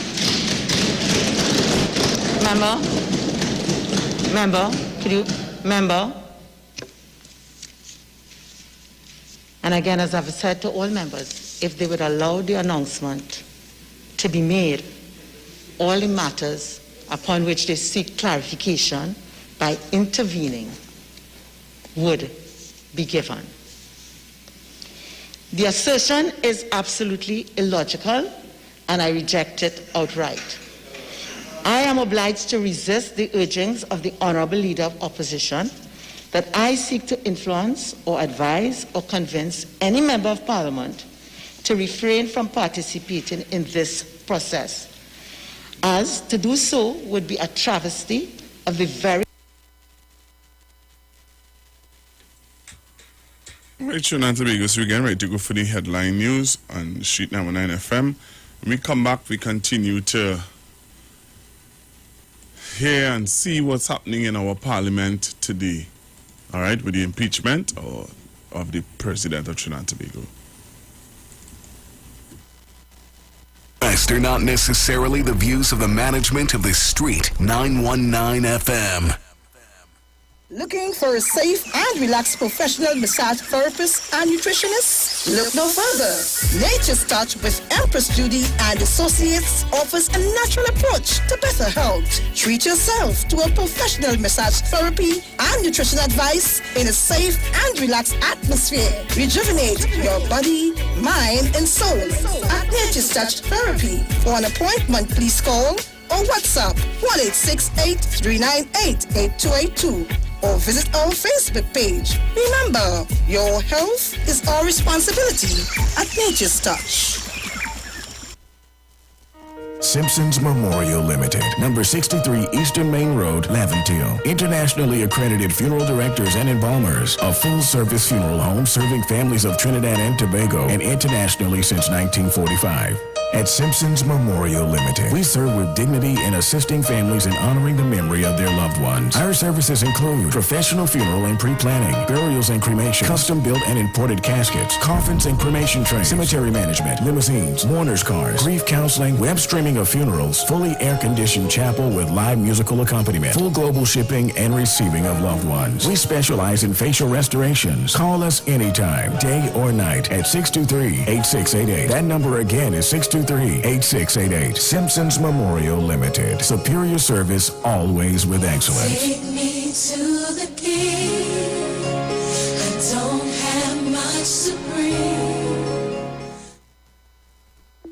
Tune in to the Street 919 FM every Friday from 9:15 a.m. to 9:30 a.m. with Kingdom Health Services, situated at number 91 Eastern Main Road in St. Augustine. For the program, Health and Healing, merging the old with the new with Brent Diet. For more information, call 318-7471 or 484-0141 or 360-4100. It's all about Kingdom Health Services on the Street 919 FM.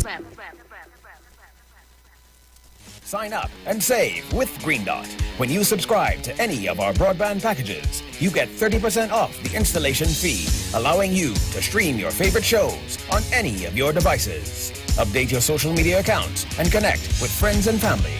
Stay on top of the class with online learning sessions, or keep your team in the loop with virtual meetings, all at an affordable price. This is a limited time offer, so don't wait. Call 224-GDOT today to sign up and save with Green Dot, improving and simplifying lives. There's only one way to start your week right, and that's with Dr. Livette. Join him right here on your radio every Thursday morning at 9:10 a.m. for your dose of the health and wellness in a program that is sure to change your life. Popular for promoting Livette rather than diet, Dr. Livette has transformed a number of lives nationwide and is now live on the Street 919 FM every Thursday from 9:10 a.m. Tune in on Thursday and also learn about the U-Juice to build your immunities and promote overall great health. Dr. Livette on the Street 919 FM this and every Thursday from 9:10 a.m. It's time that you live. This Saturday, the earliest days of soca will be featured liming with the live wires. Soca! And we put the spotlight on the greatest road match champion ever, Super Blue. The earliest days of soca inside Calypso History Month right here on the Street 919 FM. Share the live. Bless Blessings in the wonderful name of Jesus. My name is Nikki Garcia, and you are invited to listen to the Final Hour broadcast every Monday from 12 midnight to 5 in the morning on the Street 919 FM radio. Here, Pastor Helen Garcia and my husband, Pastor Valentine Garcia Jr., preach the Word of God. We can be contacted at 629-0113 or 623-8444. Tune in and prepare to be blessed. As my life I lay it on the altar, as my life. Hi, what's up, TNT? This is Wayne Johnson out of Brooklyn, New York. I always wanted to do something back home, and we're going to be doing our gospel segment on Mondays from 10 p.m. to 12 midnight. That's 10 p.m. to 12 midnight on 91.9 FM. Listen what I want you to do. Spread the word. Spread the word, TNT. Salvation full and free. Salvation is for everybody. Mondays from 10 p.m. to 12 midnight. That's 10 p.m. to 12 midnight on 91.9 FM.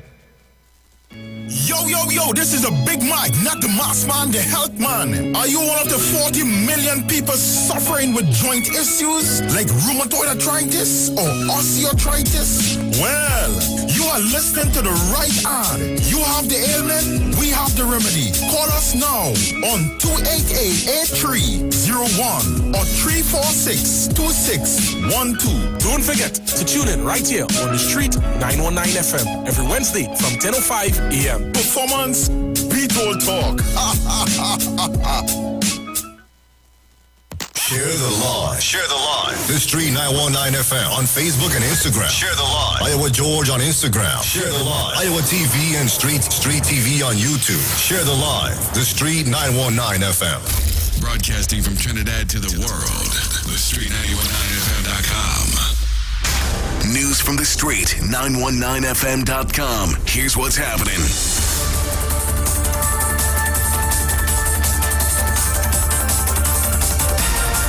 Good afternoon. I am Vanessa Thomas with the 12 o'clock news on the Street 919 FM and online Facebook and YouTube. In the headlines, regardless of vaccination status, all Forms 4 to 6 students back to physical classes from Monday. $40 million will be rolled out to repair roads across the island. Kidnappers demand $5 million for central businessman, and internationally, U.S. school cafeteria hurting from supply chain crisis and price hikes. And now the news in detail. All students, regardless of their vaccination status from Forms 4 to 6, will return to physical classes from Monday, October 25th. This from Education Minister Dr. Nayan Gasbidoli. She said the decision is part of government's phased approach to get students back out to school in a safe manner. Schools are not required to provide online classes or synchronous sessions for students of Forms 4 to 6 or equivalent in lieu of student attendance at physical classes. All students are expected to attend school physically. As part of its phased approach to reintroduce students to the classrooms, the minister said all students from Form 1 to 3 will return in January next year. Students of Forms 1 to 3 or equivalent are required to remain engaged in remote learning. Unless otherwise advised, these students will return to the physical classroom in January 2022, which is term 2 of academic year 2021-22. Principals, meanwhile, may request permission from the Ministry of Education for students from Forms 1 to 3 to return to school ahead of its reopening for orientation sessions. In other news, Works and Transport Minister Rohan Sinanan says $40 million will be rolled out to repair secondary minor agricultural and forestry access roads across the country. In his contribution to the budget debate in the Senate yesterday, the minister said the ministry has not stuck its head in the sand, nor has it passed the buck regarding the present condition of roadways. He said the $40 million will be used to improve roads, and as the project is rolled out, the public will see notable improvements over the upcoming year.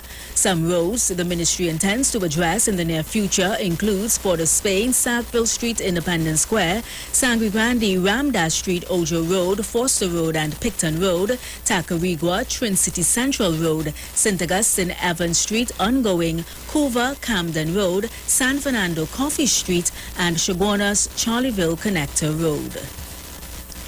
In more news, the kidnappers of 40-year-old central businessman Kartikeya Ramsundar are demanding a $5 million ransom for his safe return.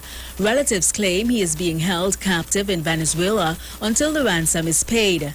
Ramsundar was kidnapped at his business place Riverside Marina Limited at Kankandi Road in Felicity last Wednesday around 2:40 p.m. after 3 men stormed the premises in the presence of Ramsundar's wife and a 36-year-old friend. Investigators said he was beaten by one of the men who appeared to be armed with a firearm and then later dragged into a dark-colored Honda Civic. Investigators later found the car burnt along Bernard Road in Felicity, but by then the kidnappers had disappeared without a trace. Investigators from the anti-kidnapping unit are investigating. They say they have been able to obtain CCTV footage from several cameras in the area showing the actual kidnapping and the men circling the area prior to the act. Finally, on the international scene, U.S. school cafeterias are hurting from supply chain issues and price hikes. For school, according to a recent survey, 1,400 school nutrition directors, nearly all are concerned about supply chain issues and 90% about staffing shortages. School cafeterias face an additional challenge of meeting USDA nutritional guidelines to get government funding while staying on budget. We have this NBC report to tell us more. For school districts across the country, serving lunch is becoming a tall order. It has never been like this. So this is really, truly a 100-year event. We are out of a few items today. Supply chain issues and price hikes are impacting everything from vegetables to utensils in lunchrooms, including Jefferson County, Kentucky. It's not just produce, it's not just supplies, it's across all. And it's coming multiple times a day, multiple times a week sometimes. According to a recent survey of 1,400 school nutrition directors, nearly all are concerned about supply chain issues, and 90% worry about staffing shortages. Schools are reliant on government funding to break even on meals. Last year alone, they served 330 million lunches per month. Lunchrooms face the additional challenge of meeting USDA nutritional guidelines to get that vital funding while staying on budget. Our supply chains in many areas have been disrupted. Schools really do have to plan their meals in advance. And experts hope there's an end in sight for logistics snags and child hunger. Schools, once they find those creative ways, they will be able to offer more students the meals that they need to increase food security. Cooking up solutions for a new school year. Stephanie Rule, NBC News. And that was the 12 o'clock news on the street, 919 FM, and online Facebook and YouTube. Recapping the headlines, regardless of vaccination status, all Forms 4 to 6 students back to physical classes from Monday. $40 million will be rolled out to repair roads across the country.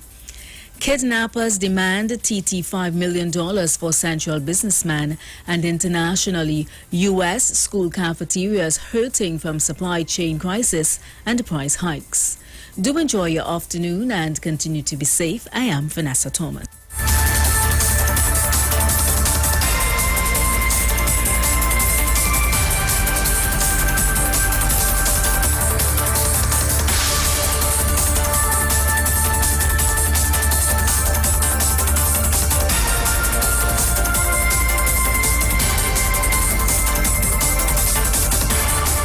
News from the street. 919fm.com.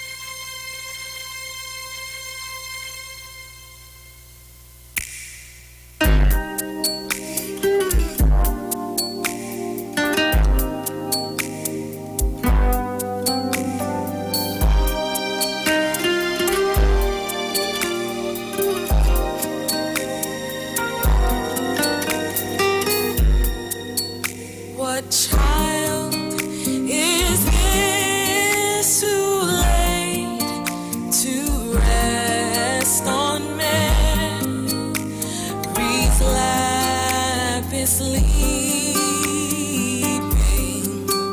whom angels greet with anthem sweet, while shepherds watch are keeping.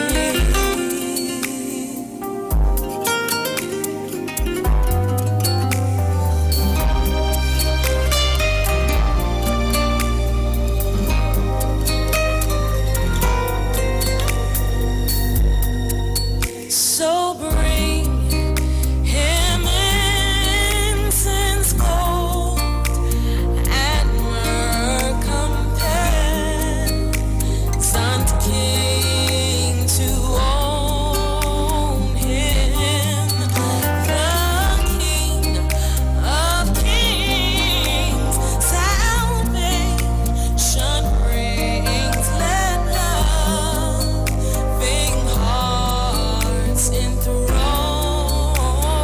him. Entertainment, information, conversation. All on Street 91.9 FM, the official station that defends the nation. St. Augustine, again, you are another seasoned parliamentarian. I haven't recognized you. I've called on the member for Superior.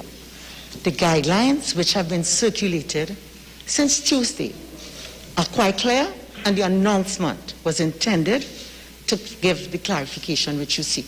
Member for Superior.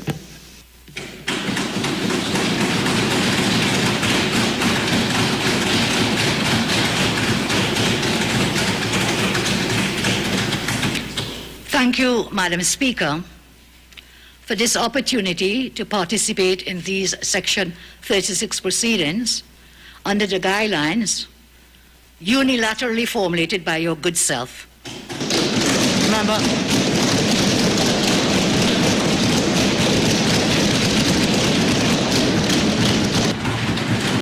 Unilateral.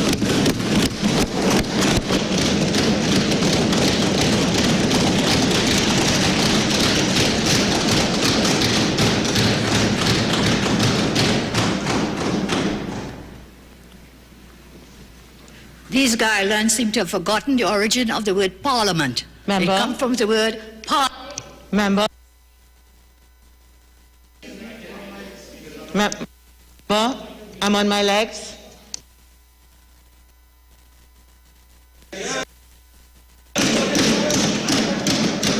Why are we muting the leader of the opposition microphone? Member for Superior. Member for Superior, would you kindly propose your motion in the text of your motion? Well, if you put my mic on, I will continue so to do.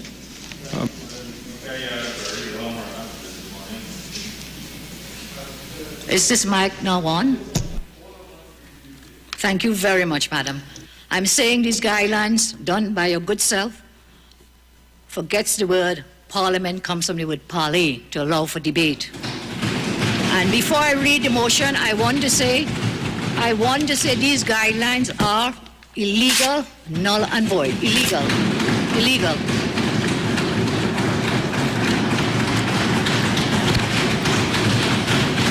We participate in these proceedings, the opposition participates in these proceedings under protest. I want to make that very clear.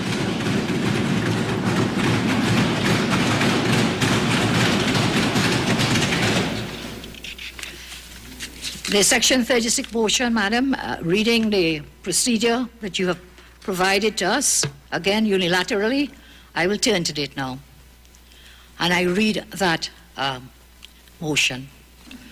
Whereas Section 35 of the Constitution provides that the President may be removed under Section 36 from office where she, A, willfully violates any provision of the Constitution,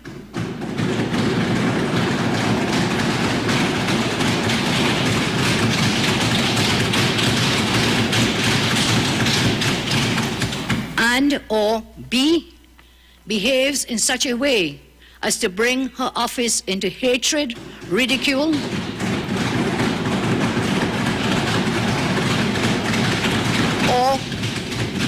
or contempt.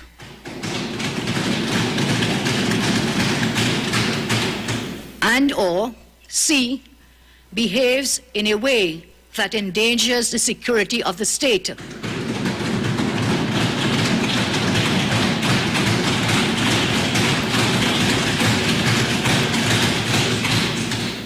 And whereas there have been unrefuted reports, A, of recent events at President's house of interference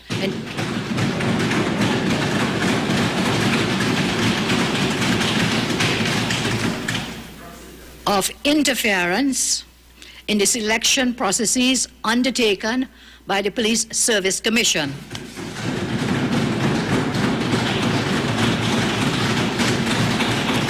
And B, that a list of nominees for the Commissioner of Police prepared by the Police Service Commission was recently submitted to the President, and the President refused to notify the House of these nominees.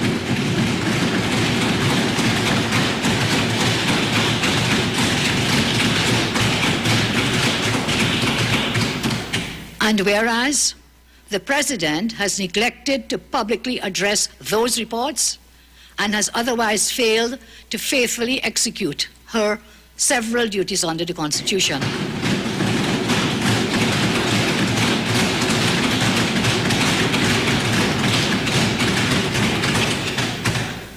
And whereas, in the circumstances, the President should be removed from office.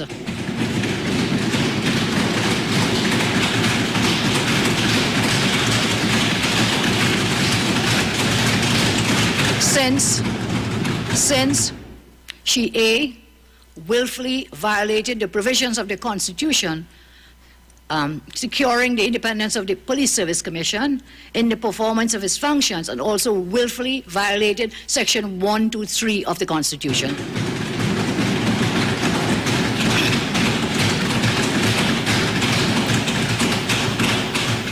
B, behaved in such a way as to bring her office into hatred,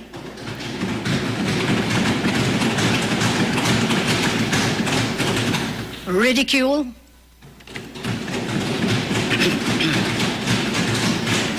or contempt.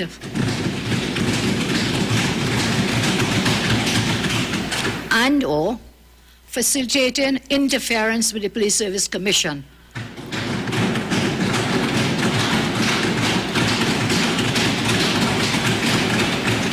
And also by proceeding in the circumstances to appoint new members of this Police Service Commission.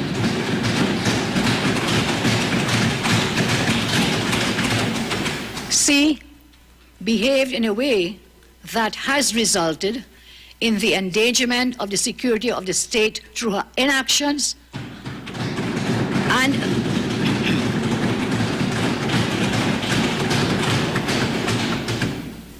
failure and or neglect to act. And D has otherwise failed and or neglected to execute her duties under the Constitution.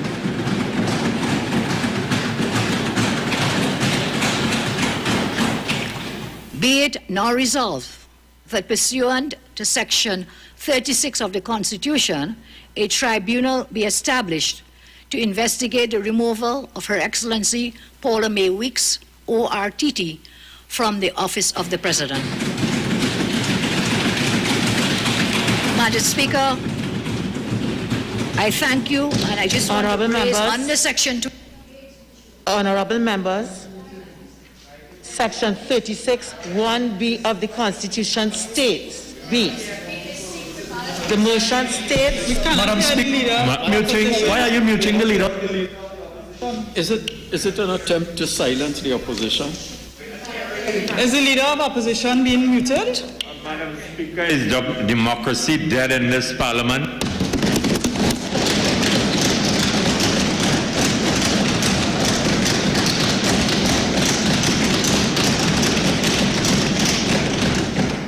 It appears that... Madam Speaker, why are you muting the opposition leader? Today that members forget that they are in the House of the Representatives. When they speak, that is why we have to stand up they here speak and to the represent chair. the Speaker, that is why Madam, the people voted for us. Who voted for you?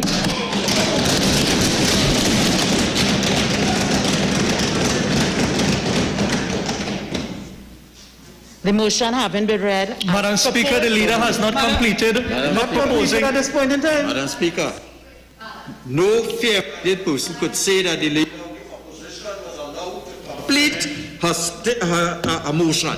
And we demand an announcement too from high end. given the opportunity in this parliament to read her motion.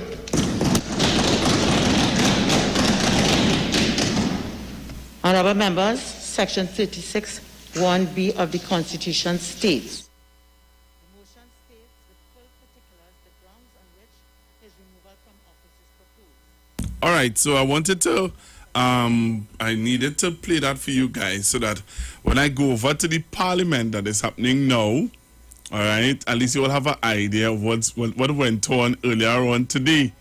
All right, I had to play that to make sure that you're aware, fully aware of what went on today, Trinidad and Tobago, what went on today. So, this opposition is a real joke, you know. All right, so I'm going to pull you over now, because this is a busy day. I'm going to pull you over now to what's happening presently in the parliament. What's happening presently in the parliament is that all the members of parliament, senators, everybody, is giving their... it's giving the, what do you call it? Well, you know, if the rule is being called. Let me put it that way. All right, the rule is being called. So I'm trying my best now to pull it for you to see what is happening presently as we speak in the parliament. All right, so don't touch your dial. You have to stay right here with me because we're bringing it to you.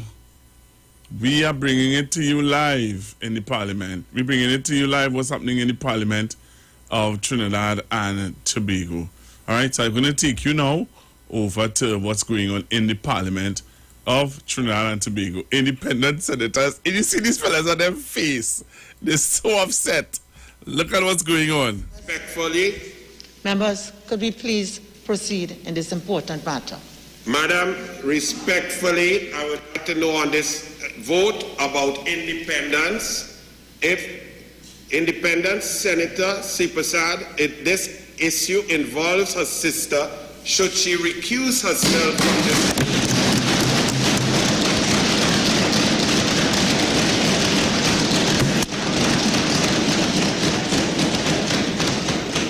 Mr. Timan? Thank you. Mrs. Thompson-Ahi? Dr. Dylan Remy? Mr. Welch?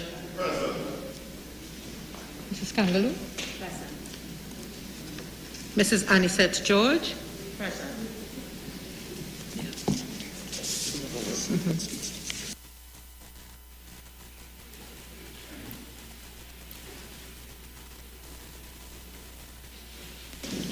Move to leave of absence.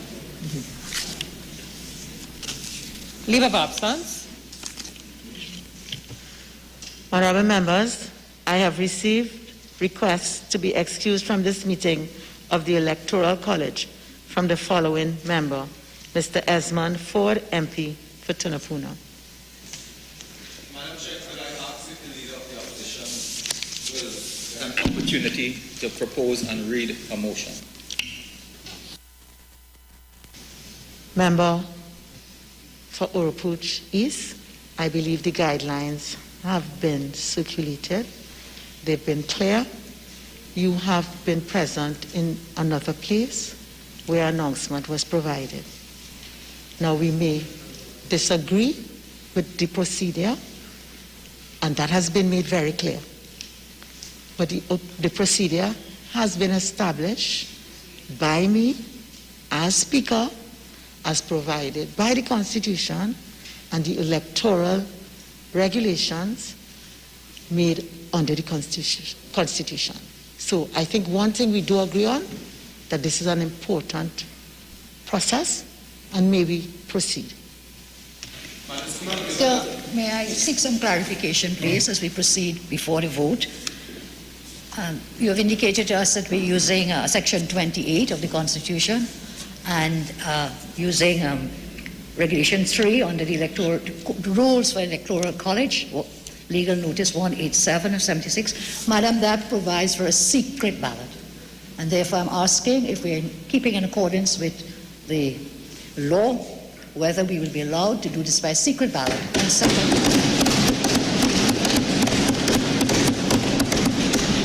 secondly, therefore, members can then exercise a conscience vote. That is why we have a secret ballot.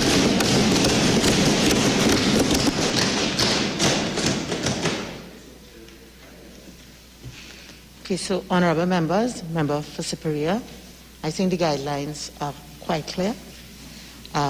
We may have also a different interpretation with respect to Regulation 3 and its applicability. Please proceed, Clerk. Madam Speaker, with the greatest of respect to yourself, in accordance with Section 28(4), subject to this chapter, the Electoral College may regulate its own procedure and not the procedure of the Speaker. Please, can you clarify this for me, please? This is in accordance with Section 28(4) of the Constitution.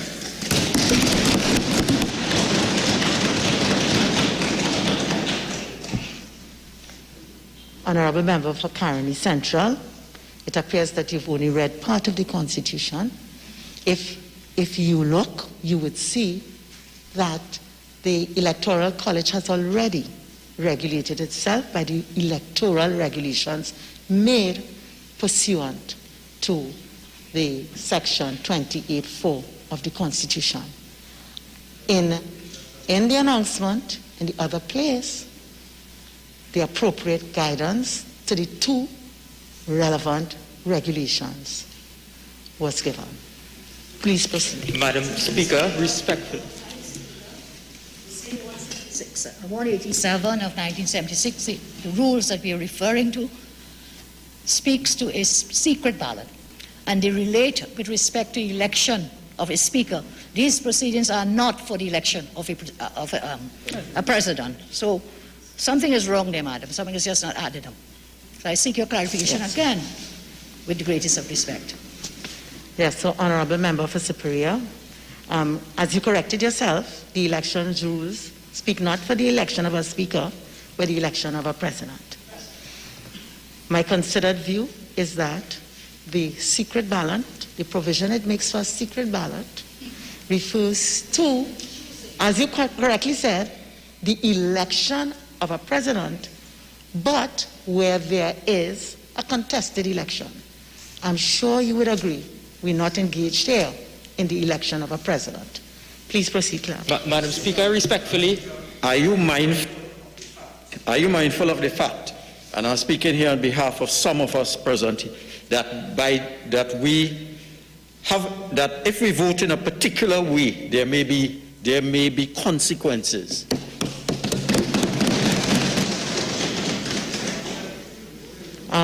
Member for Naparima, I am sure I'm mindful of many things. I expect you are also mindful too. I don't have to determine who votes how and what happens. That has been determined long time ago by the constitutional provisions. As I've said, you all have already announced that you are here under protest. In the other place, while it may not have been at all appropriate, all your interjections were tolerated for the purpose of giving you full opportunity to protest in what I consider a very important exercise. The guidelines are there, they have been made clear, and I repeat, we may disagree, but the guidelines are what they are. Let's get on with this very important business that has been initiated by the member for Superior Madam Speaker, what is inappropriate is the fact that the member of Superior cannot present this motion via debate in this Parliament. Member for Barataria San Juan. Madam Speaker. Member for Barataria San Juan. Take your seat. Election regulations. The election regulations which you... Member for San Juan. Member for Barataria San Juan. Take your seat. Take your seat. Because we have no voice in this Parliament. The motion. That you justify your guidelines by the Constitution, but they are in direct contravention to the Electoral College regulation. To Section 28 of the Constitution, and they are in direct. Our Republic of Trinidad and Tobago. And for us in this Parliament to proceed on this particular matter, Madam Speaker, it is the most inappropriate thing that we can do because the President, Prime Minister, the former Chairman of the PSC is hiding behind the robes of the Speaker of this House.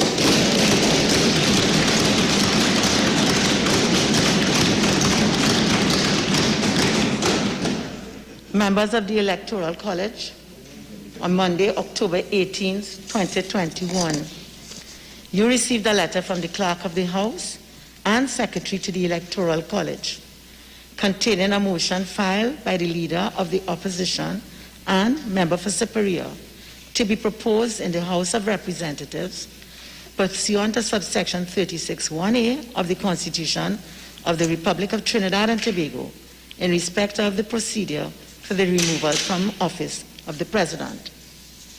Earlier this morning, Thursday, October 21st, 2021, Madam Speaker, pursuant to subsection 36(1)(a) of the Constitution, the motion was proposed.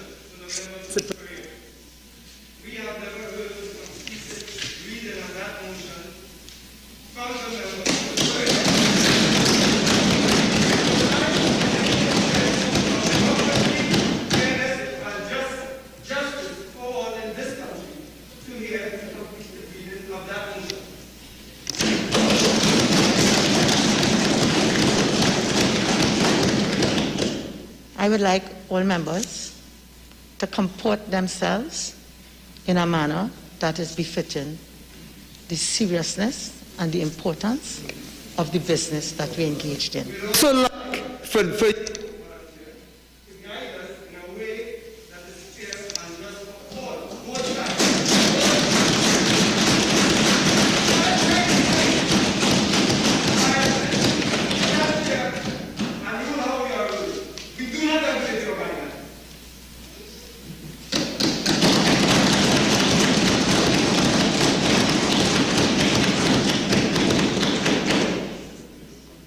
Earlier this morning, Thursday, October 21st, 2021, pursuant to subsection 36(1)(a) of the Constitution, the motion was proposed in the House of Representatives by the Leader of Opposition and the Member for Superior.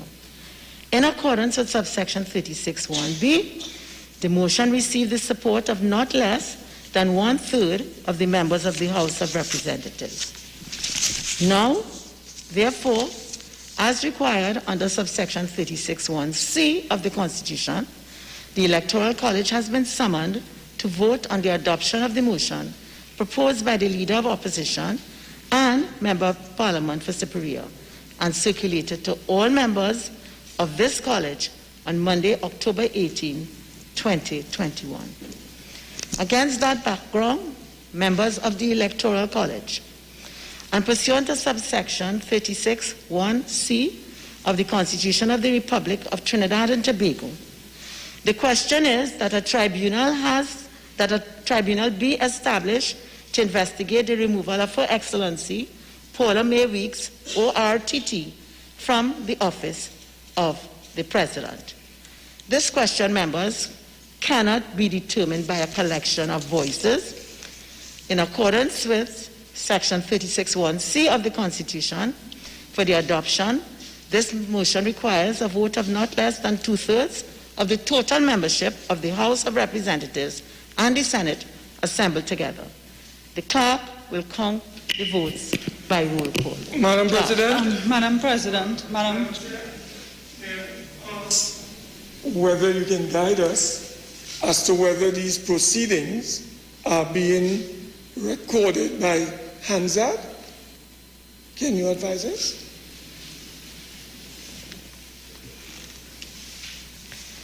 Honorable Senator, I'm sure you two are quite well familiar with how proceedings of the Electoral College work.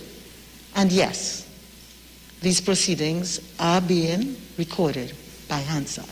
Please proceed.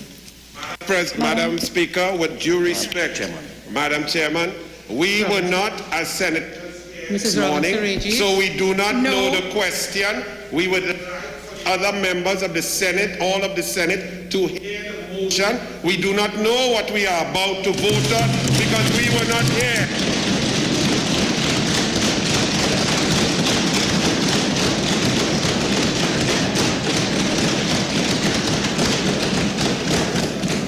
Madam Speaker.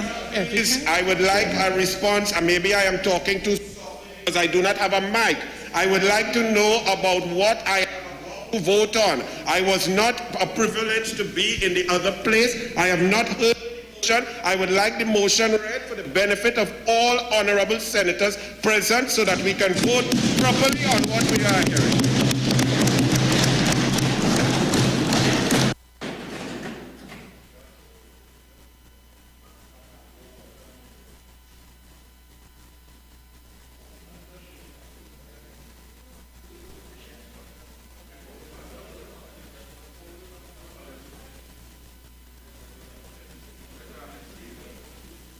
The count shall continue, and I will ask all members for the purpose of the count if members will remain in silence so that the count could be properly reflected. Madam Speaker, before the count is taken, the count has already begun. Madam Take your Speaker, seat, please. Madam Speaker. Clerk, please proceed.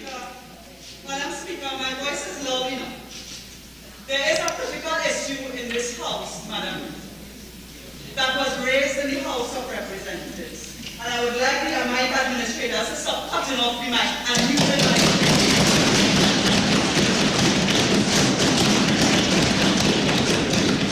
Madam Speaker, continue. The member for the parry in the letter that you responded to. Member for St. Augustine, member for St. Augustine, member for St. Augustine, you do not have the floor. Please sit. There's a critical issue that you have not replied in your expansive reply in the House of Representatives from the letter from the member for Separia concerning a conflict of interest where a member of this gathering... Member, I am going to ask you again to take your seat. Madam Clerk, continue. Continue with the count.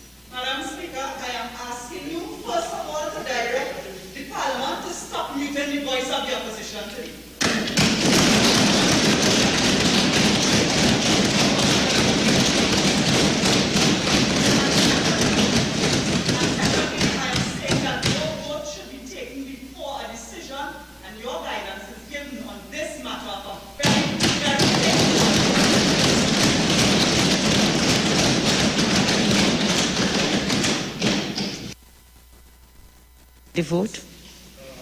Mrs. Robinson Regis. Madam Speaker, is it that you are ruling that in spite of this conflict of interest and this close relationship, that the sister of Bliss Sipasad, who respectfully is a member, who is a very central figure in this matter, will be allowed to vote? Is that your ruling? It appears that we just don't want to get on with the business of the day. Madam Clerk, please continue with the Madam Speaker, I am anxious to vote, but this matter must be dealt with.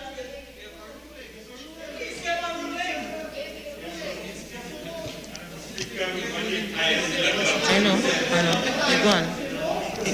What do they want to hide? We want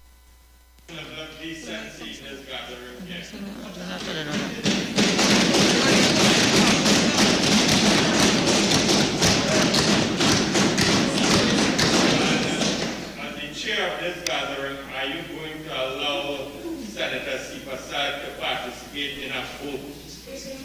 You must give a ruling on this particular matter.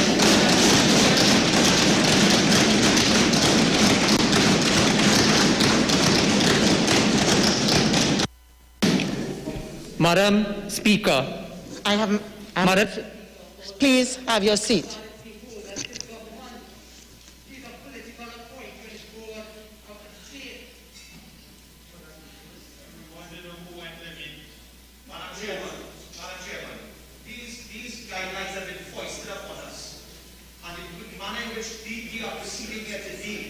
Unconstitutional, Madam Chair. It is a breach of our democracy.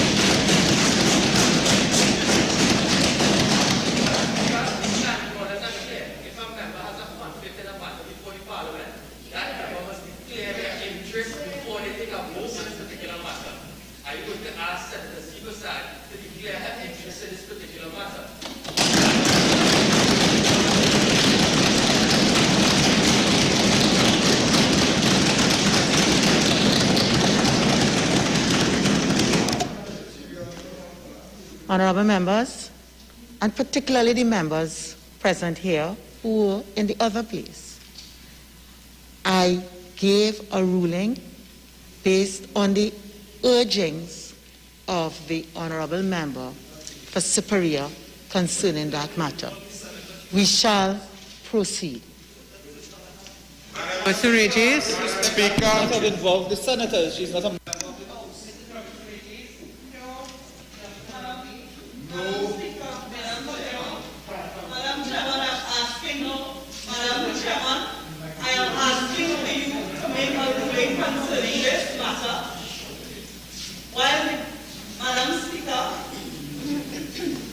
Madam Speaker, I am asking you to make a ruling concerning this very important matter. And this ruling must be taken before the vote is taken. There is a situation where we could have a conflict of interest based on a member being the sister of a central player in this whole matter. Unless members hear what they want to hear, they haven't heard. I have already indicated, member for St. Augustine, just prior to you standing, that I have already ruled that I am not accepting that invitation to exclude any member of Parliament from any chamber from the Electoral College. Please let us proceed. Madam Chair, your ruling, your guidelines has indicated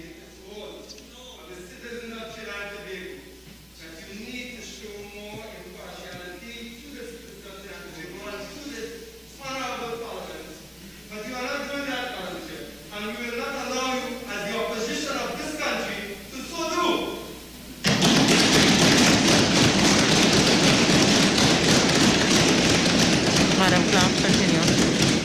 Continue with the count. Madam Chair, I still do not Continue with the count.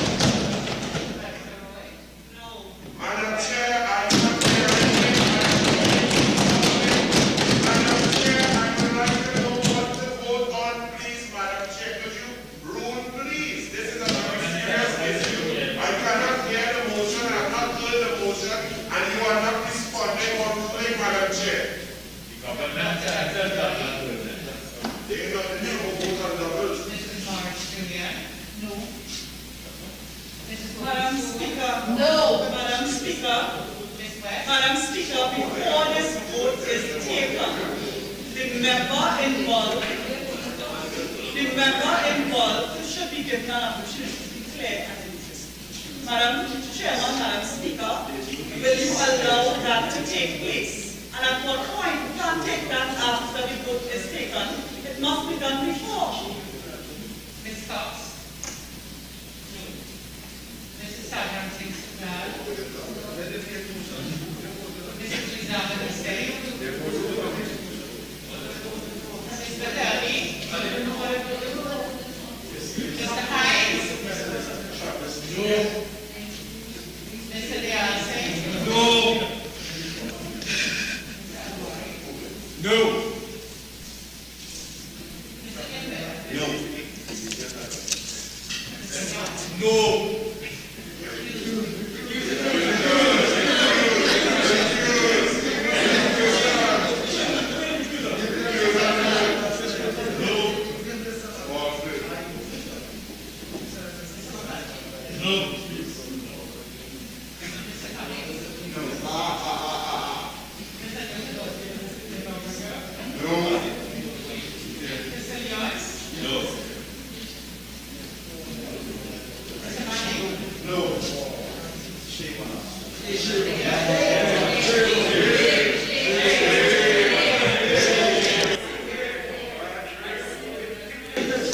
Madam Clerk. Madam.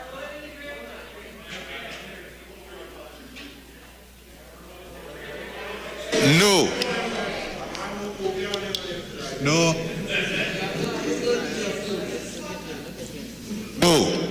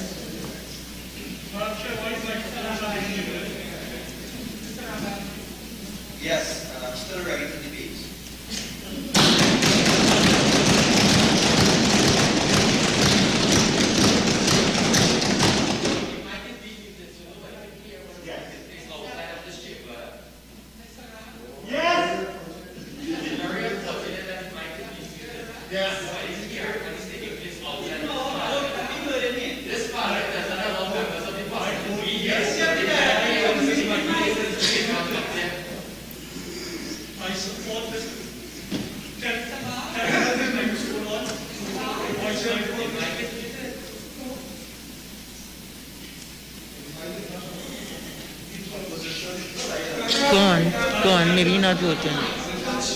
Maybe not voting. You're not voting?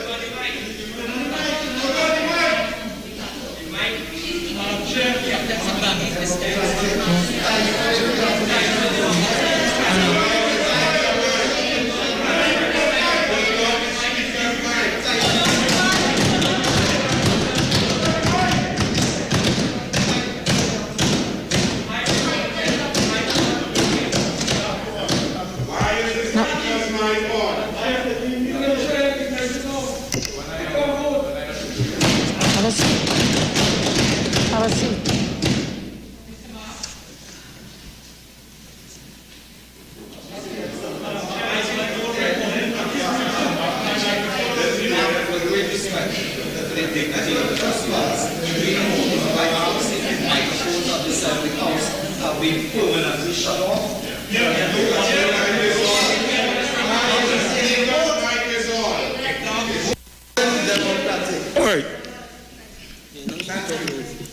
Advises that the banging on the desk sometimes affects the functioning of the...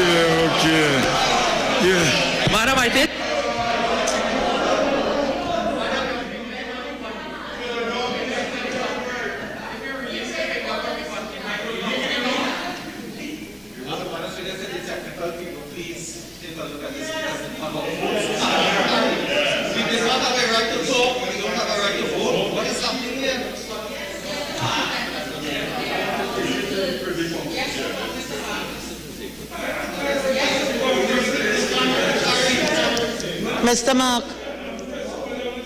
Mr. Mark, are you going to vote or do we put abstain? Please determine.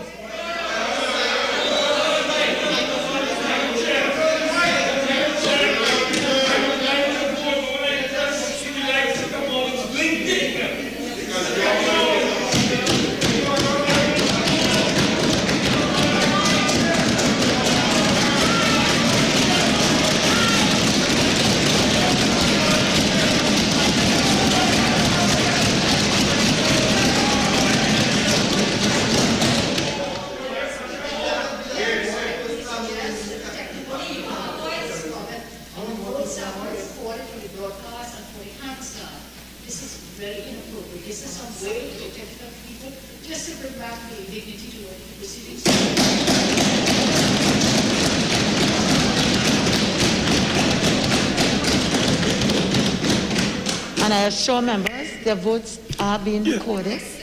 I will ask. This is a debt to democracy.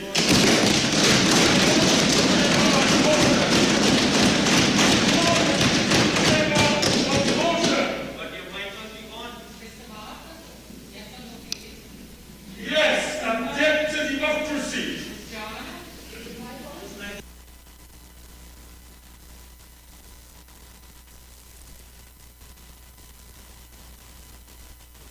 9 FM COVID-19 updates. In case you missed it, the latest COVID positive cases in TNT as of October 20th, 2021 stands at new positive cases 218. Total active cases 4,292. Total recovered patients 48,710.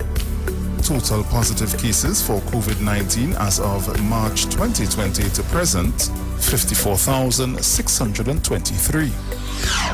Follow the Ministry of Health COVID-19 protocols. Wear your mask, sanitize, social distance, and avoid gatherings. A message from the Street 919 FM. This is Wayne Delamore, Head Consultant and Director of Natural Health Solution. With over 15 years of experience in clinical nutrition and microscopy, we specialize in early detection and prevention. We incorporate evidence-based nutrition and science-driven analysis. Tune in to our educational program every Wednesday at 9:05 to 9:55 a.m. right here on the Street 91.9 FM. For appointments, call 222-2189 or 304-5816. At Natural Health Solutions, we offer a natural solution to healthy living.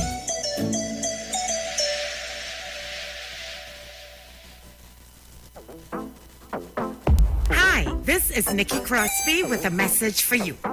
People always ask me, why you get vaccine? Well, many reasons. Because I like saving my life, my husband's life, your life. Because I love people. Because I want to work with children again. Because I want to affect. So whatever your reason, let we all do our part and vaccinate TNT. Listen, Dr. Lebe, I want to tell you something, eh? You see that you juice? Hello. It's like I call it me juice. Like it make for me the what is the one I drink again? The ginger and lemon and thing. Hello, Dr. Lebe, I thought it was my logo matter, but I find like I having more movements. Yes, I having more movements and freer movements. You understand what I'm saying? I drink the juice, even my voice and all feel better. So it's good for your voice and it's good for your bowel. So I just want to tell you, thank you very much, Dr. Lebe. Try U-Juice today. Available at leading supermarkets nationwide or order online at ujuiceroots.com for free delivery. Welcome the Christmas holidays this year with quality and attractive furniture from Stylus Furniture Limited. 2 locations, 51 Rushwood Street, San Fernando and 101 Crackness Village in Princestown. Select from a wide range of contemporary furniture to enhance your home. Now open on Sundays from 10 a.m. to 2 p.m. Call today, 652-2542. Season's greetings to all our customers and friends from Stylus Furniture Limited. Stylus Furniture Limited. For this time in you. The Huddle Room reopens in partnership with Maracas Bake and Shock on Monday, October 18th. That's right, seaside flavor is in Central. Bake and Shock, aloo pies, kingfish, shrimp, and a daily menu of lunchtime favorites like stew chicken, macaroni pie, curry chicken, pilau, and so much more. Follow The Huddle Room and taste Maracas on social media. Bake and Shock is served from 10 a.m. and lunches from 11 a.m. We'll see you and your taste buds on Monday. The Huddle Room and Maracas Bake and Shock, the best of both worlds. Campari grapefruit, easy fi we. Brother he no hard it, easy fi we. Campari in a cup, easy fi we. Brother he no hard it, easy fi we. Add the Campari with the grapefruit soda. That easy, it a had the pre. Simple mixer, easy 1 drink. Campari grapefruit, that easy fi we. To mix a Campari grapefruit, add 1 part Campari to 3 parts grapefruit soda. Drink at the bar, on the beach, or when a girl reach. Must be 18 years or older to drink. Drink responsibly. Turn your lights down low and listen to the Master's Radio. The Church of the Firstborn Assembly of number 399 Eastern Main Road, Guayco, San Grande, is pleased to present Pastors Morris and Agnes Johnson and guest. Sundays, Tuesdays, and Friday night, Sunday Ministry of Worship, Children Hour and the Word from 1 p.m. to 6 p.m. Tuesdays, see Jesus in every book of the Bible from Genesis to Revelation from 9 p.m. and Friday night, 9 p.m. to 5 a.m. All night prayer for our nation. Tell your neighbors, tell your friends, tell everyone. For further information, visit with us at www.churchofthefirstbornassembly.org or on Facebook. Email us at church668hope@gmail.com or call us at 753-1113 or 236-7271. Your free gifts and offerings will be greatly appreciated at Church of the Firstborn Assembly, account number 795222 at the First Citizens Bank. Get in touch with God. Turn your radio on. Hi, this is Nicole Huggins. Join me every Monday morning on the Street 919 FM from 9:05 a.m. to 9:55 a.m. Let's talk about lifestyle diseases that affects you today and how we can improve your health with healthy solutions. Call Health and Well Lifestyle with Nicole Huggins at 1-868-288-1108 or 1-868-275-8359. See you there. Len Capital Certificates is a business consultant company that provides a passive income service. Through our partnership perquisites, we allow customers the possibility to earn interest monthly or yearly by purchasing one of our precious gem packages. These precious gem packages are exclusively available only at Len Capital. These precious gem packages are Opal, Emerald, Ruby, Sapphire, and Diamond. So, call us today at 376-LEN or 376-5366 for more information. And remember, at Len Capital, it's all about you. This This is Bishop Aaron Williams from the Divine Problem Solving International Ministries, inviting you to be part of our broadcast on any given Thursday night from 12 midnight right on to 5 a.m. on Friday morning. And this broadcast is called Early Morning Gospel Market Program. Then we have on Tuesday from 12 noon to 1 p.m. the Holy Ghost Gospel Pharmacy. If you are sick and ailing, you can get from this particular pharmacy, from the pharmacist, the good things of life. Hallelujah. And any Saturday from 10 a.m. to 12 noon, break into the house of the Philistines. Hallelujah. If you are sick and tired of being sick and tired, hearing the babel of false doctrines that you encounter daily, it's about time you get close to God, God's word, direct from his throne room, in the name of Jesus. God has good plans for his people. Why do you worry so much? Share the live. Share the live. The Street 919 FM on Facebook and Instagram. Share the live. Iowa George on Instagram. Share the live. Iowa TV and Street TV on YouTube. Share the live. The Street 919 FM.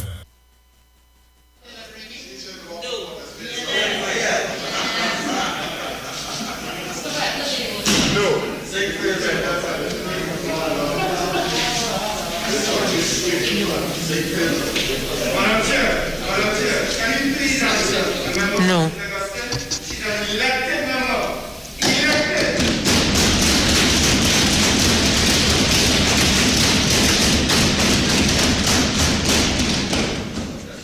Madam Chairman, 24 members voted for.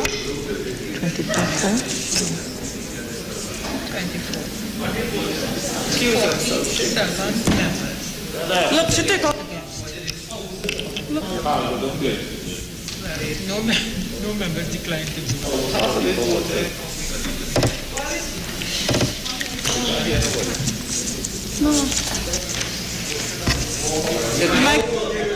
The mics work. Honorable members, the result of the vote is as follows.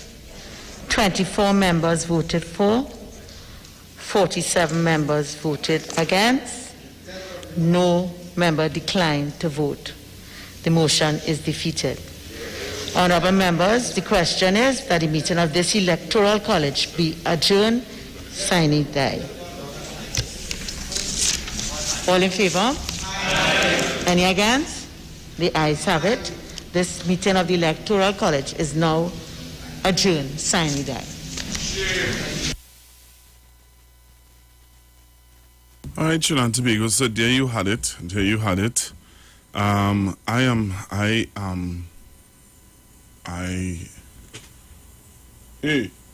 don't know what to say. I don't know what to say.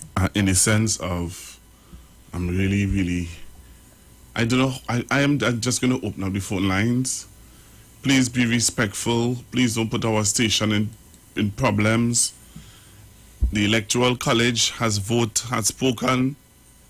Our president, the debate for our president removal, it was denounced. I am sitting here as a young man. I'm sitting here really, I'm happy that, of what took place, but I'm sad of what took place in our parliament today.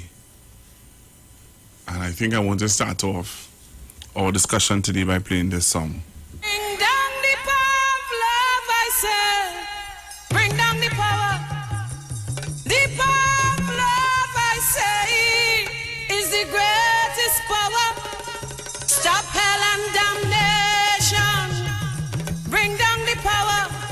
Love to heal a nation is the greatest power.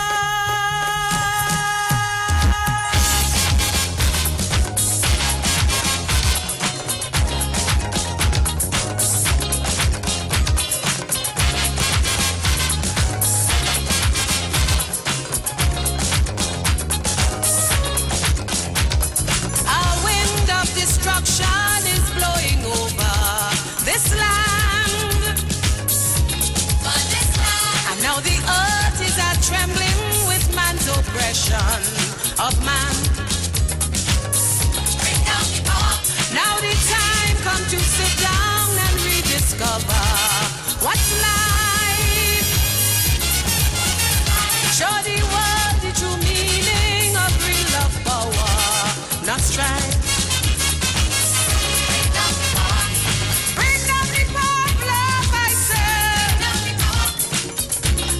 Going to the phone lines. Hello, good morning. Good afternoon, sorry. Good afternoon to you, Pastor Google. Good afternoon. Well, all I can say is well. But it was expected. When I look at the House of Commons and so on, they take off the coat and the jacket and all kind of thing, and, in the parliaments and so on. So I hope that we are not getting there. We never try to really emulate things that are of high standards. It's always the nasty stuff. Anyway, my little contribution today is, from what I see, the opposition only denigrates the holders of high office of people of African descent. Firstly, when they were in government, they put out the leader of the parliament, the duly elected leader of the opposition, Dr. Rowley. We, the people of Trinidad and Tobago, did nothing. Secondly, they attacked the Chief Justice. We did nothing. When Chief Justice Sharma was to be put out or was under the scrutiny by Mr. Manning, the opposition leader now was seen walking with the damn Chief Justice and screaming to high heavens. Then there was the attack on the Speaker of the House. We did nothing. Then finally now we come now to the President. President of Africa, we said that is what is in common with everybody. Bob Marley tells us in song that we just stand by and look when our leaders are under attack. There's a quotation from Mr. Martin Luther which says, first they came for the communists, and I didn't speak up because I wasn't a communist. Then they came for the Jews, and I didn't speak up because I wasn't a Jew. Then they came for the trade unionists, and I didn't speak up because I wasn't a trade unionist. And then they came for the Catholics, and I didn't speak up because I was a Protestant. Then they came for me, and by that time, there was no one left to speak up. And this is what is going on in Trinidad and Tobago. We, African people, and people have been saying it, You have Sister Juliet, you have Sister Jenny, you have Barataria, you have everybody who's seeing the writing on the wall. We stay silent, and we are allowing these things to go on. But today's display in the Parliament tells us what we have to do as a people. I rest my case. Thank you, Pastor. Thank you very much. Hello, good afternoon. Pastor Google, good afternoon. Evil is rife when good men stand aside and do nothing. Today I call on men who I still believe to be good, but compromising with the wrong thing. The Martin Daly, the guy from Tobago, Mr. George, the professional class. I am a graduate student myself. I've graduated with honors. And I feel ashamed, absolutely ashamed. I'm a young fella, 30 years of age. And I am totally ashamed, not of the opposition. They told us what they want to do since Dr. Rowley won election in 2015. I am ashamed of our professional class. They stand aside. They dance to the tune.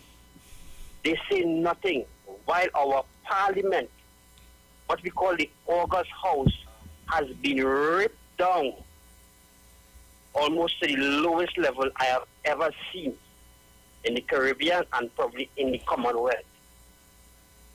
Good men standing aside and just looking on like spectators in a stadium. I am sad. I am ashamed. Pastor Google, you know me. We've met a couple times in Lansanta. I don't know what to say because I took in the whole sitting, right? I'm ashamed and I call it names. Martin Daly, Martin George.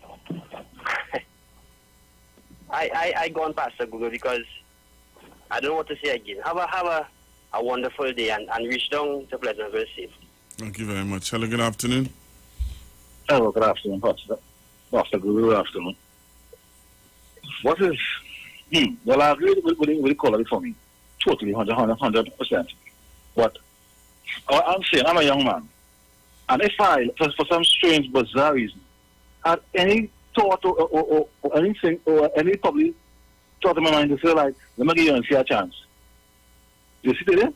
I know I can't with them at all. I know that.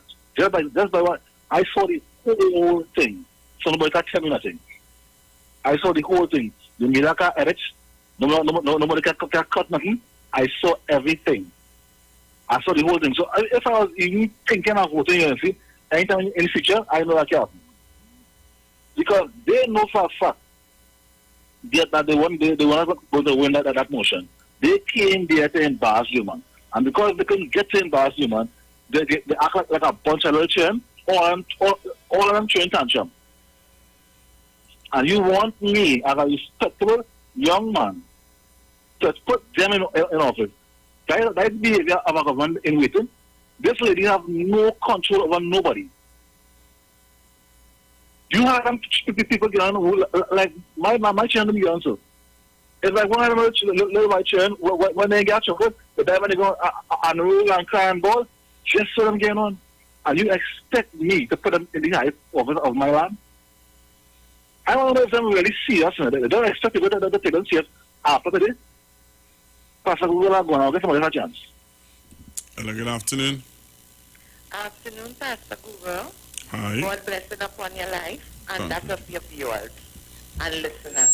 Pastor Google, Trinidadian blacks are getting what they work for. You know why I say this, Pastor Google? They will go and buy from these people who won't even watch them in the eye, who will tell them to put the money down there, who boycott black businesses. They just say it on the page, they boycott black businesses. But you see, some of the blacks in the East-West corridor don't live all the time around them. But they're nice. They give me thing, you know. Oh, God, they just talk to me nice, boy. I love them. When we go meet them, they just put me to sit down in front, and they just give me chubby and roti. They well love we. They charge us more when we go in the market. They boycott our businesses. Right now in South and Central, they don't hire black people. They hire the Spanish and their own people. And you know what we do as black people? I don't like how he does look. He's so black and he's so ugly. I don't like he don't fit the profile. And them so that Paula, near one she did. What's she doing? She's not supposed to be working, but so much of money. What's she doing with that money? Because the idea that a black woman could work for plenty money and hurting everybody, a black woman who educated, but you see this God we serve, Miss Kamala, sending it out to you, sending it out to Tobago, or you would never get Trinidad and Tobago, because you see, we Christians, we are on our knees praying, and I serve our holy God, and I as a prayer warrior, I sending for the angels, the pit all you dig, all you should surely fall after today, or you would never get this country.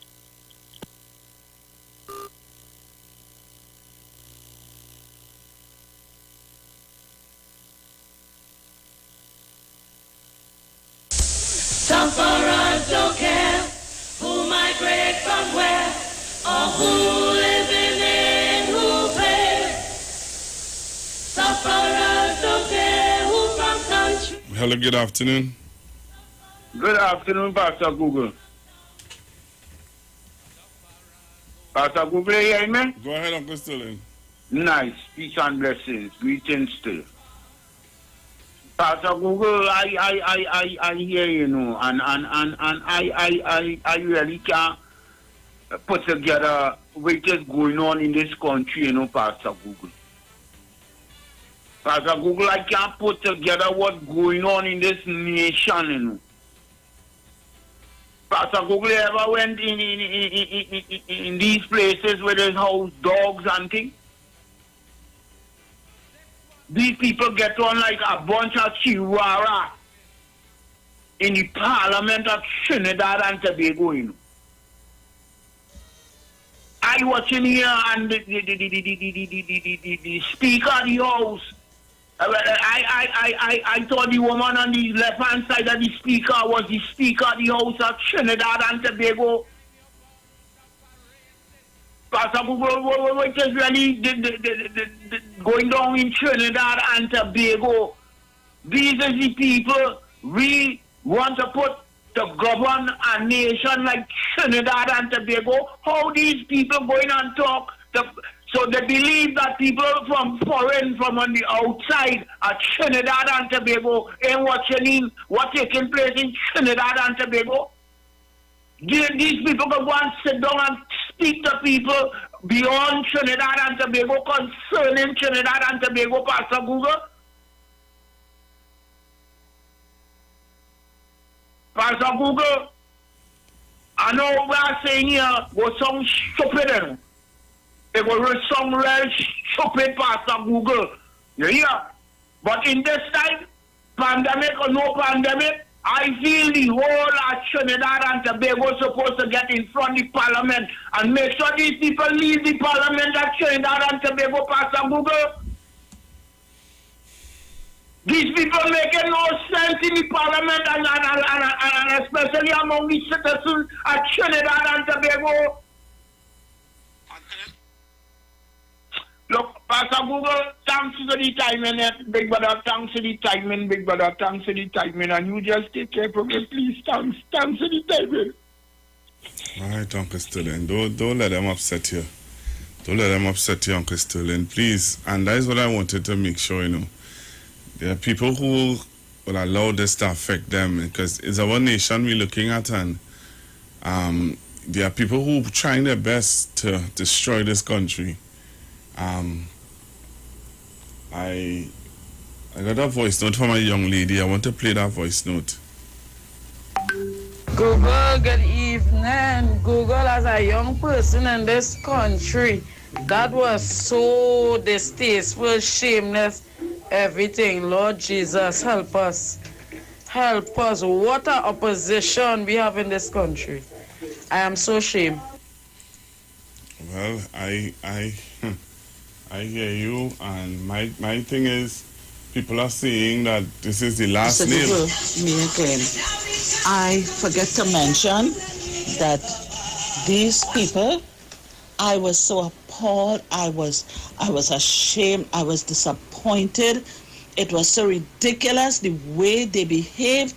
It is no example for our young men and women that have this what should I say, vision of being a politician. It is no example for the youths. Lord, have mercy on these people. I was really appalled. Thank you very much. All you want and all the speaker to tell her it works, all you want yet now. yeah, all you orchestrate this whole thing, you know. And look who want to talk now. Roberts, you didn't even know you was in room 201. You want to talk to me? You're not in a position to talk to Trinidad and Tobago. You still have questions to answer, brother. You hear? You have questions to answer. You're not in a position to talk. Huh? Plant like something. You're not in a position to talk, lady. Huh?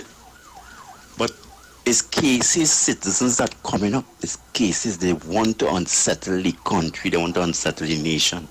God don't sleep.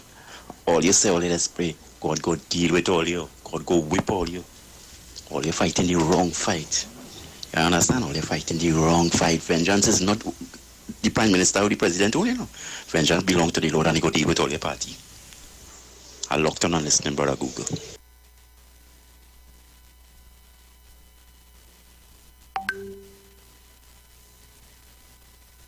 Pastor Google. Good afternoon, Pastor Google. Pastor Google, after making 5 children, I have never been so tired in my life in less than 24 hours. Pastor Google, I am so sorry. I feel sorry for the speaker today, Pastor Google. Pastor Google, I hear about demons. I don't know what demons look like. But today, I really could tell you, I know what demons are like.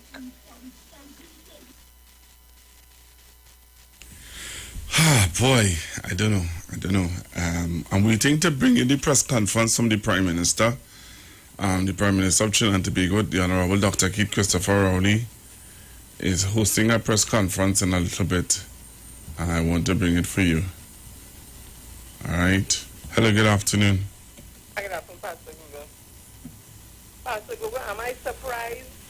No. Am I disgusted? Yes. Am I angry? Yes. However, I want us always to remember, and I will keep saying it. If you know your enemy and you know yourself, you're going to win all your battles. And by enemy, I mean anybody is opposed to you, anything. So we should not be surprised at the behavior. But of course, we have human emotions where we disgusted and disturbed.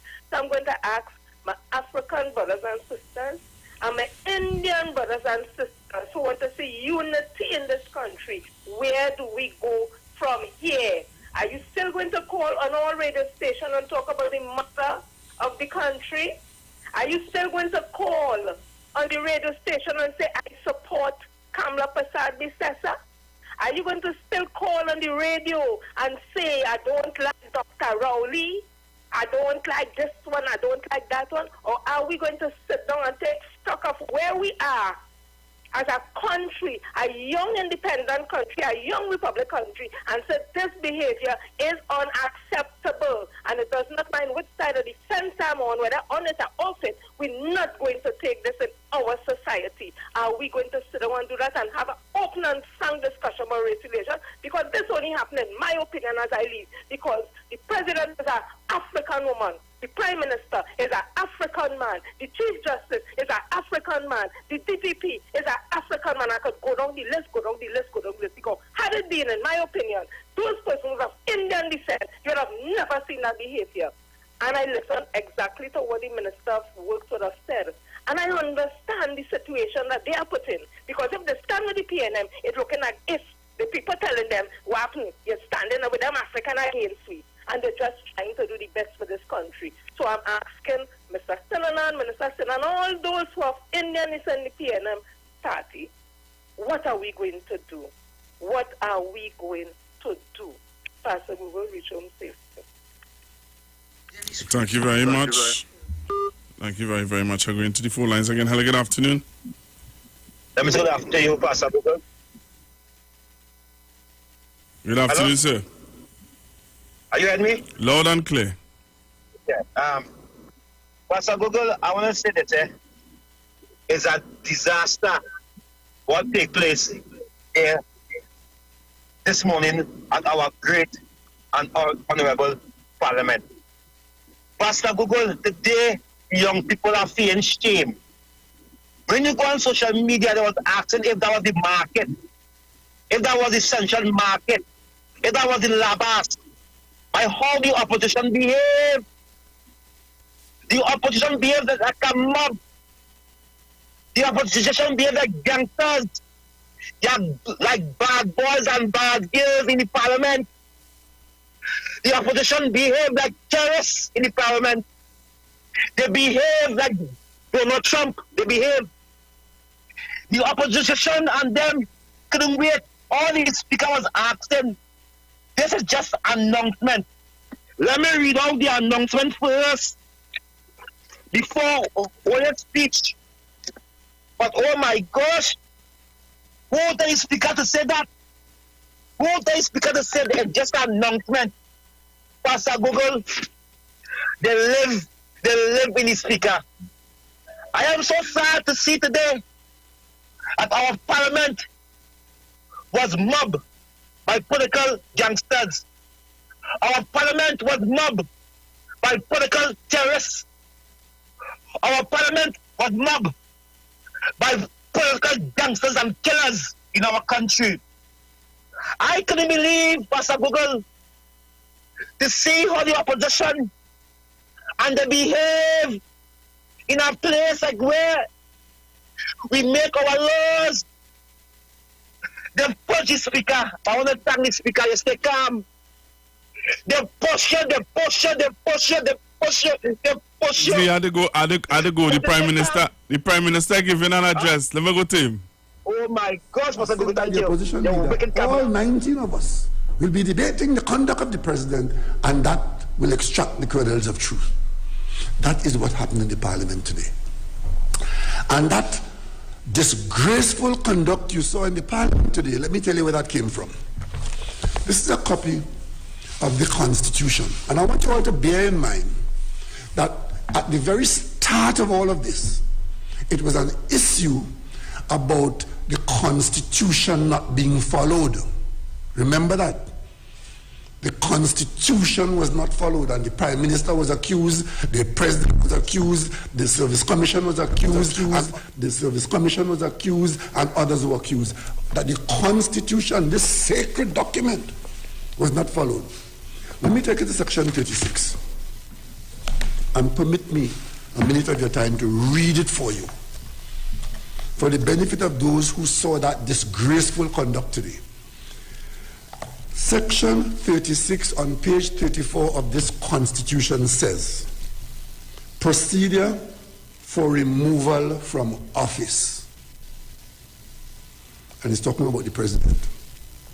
The president shall be removed from office where a motion that his, and you can read her there, removal from office should be investigated by a tribunal is proposed in the House of Representatives. So at the very onset, it says for removal of the president from office, it should be a motion should be investigated by a tribunal, and that is proposed in the House. B, the motion with full particulars. The motion should state full particulars, the grounds on which this removal from office is proposed, and is signed by 1/3 of the House. C, the motion is then adopted by a vote of not less than 2/3 of the membership of the House and the Senate assembled together. That is step 3. Step 4, a tribunal consisting of the Chief Justice and 4 other judges appointed by him, being as far as practicable the most senior judges, investigate the complaint and report on the facts to the House of Representatives. He says the Senate and the House assembled together on the summons of the Speaker should consider this report from the tribunal, and the resolution of that report could then now declare whether or not the president is to be removed by a vote of the college. A, B, C, D, E, spelled out in the Constitution step by step. You saw all day today, and you would have heard phrases from opposition members. There are 8 lawyers in that opposition bench, 8 of them inside there as lawyers. You would have heard them today talking about a substantive motion, and a substantive motion, and giving the impression that the Speaker was doing something wrong. Playing the victim for the whole morning, 3 hours of playing the victim. What they were trying to do was to save face for the opposition leader. An opposition leader who is so incompetent but prepared to sacrifice the country, the parliament, and all of us in trying to save face. Having run to go and read what somebody wrote for her, because I refuse to believe that a senior counsel who knows the law, who was Attorney General in this country, could have written for herself what she read there as a motion, and then having read the motion told you, the press, that there will be this fire and brimstone debate when she comes to debate this motion in the House. You all remember that? When she spoke about that motion to the press, she spoke about a debate where all her 19 members will be debating. And I'm saying, debating where and how?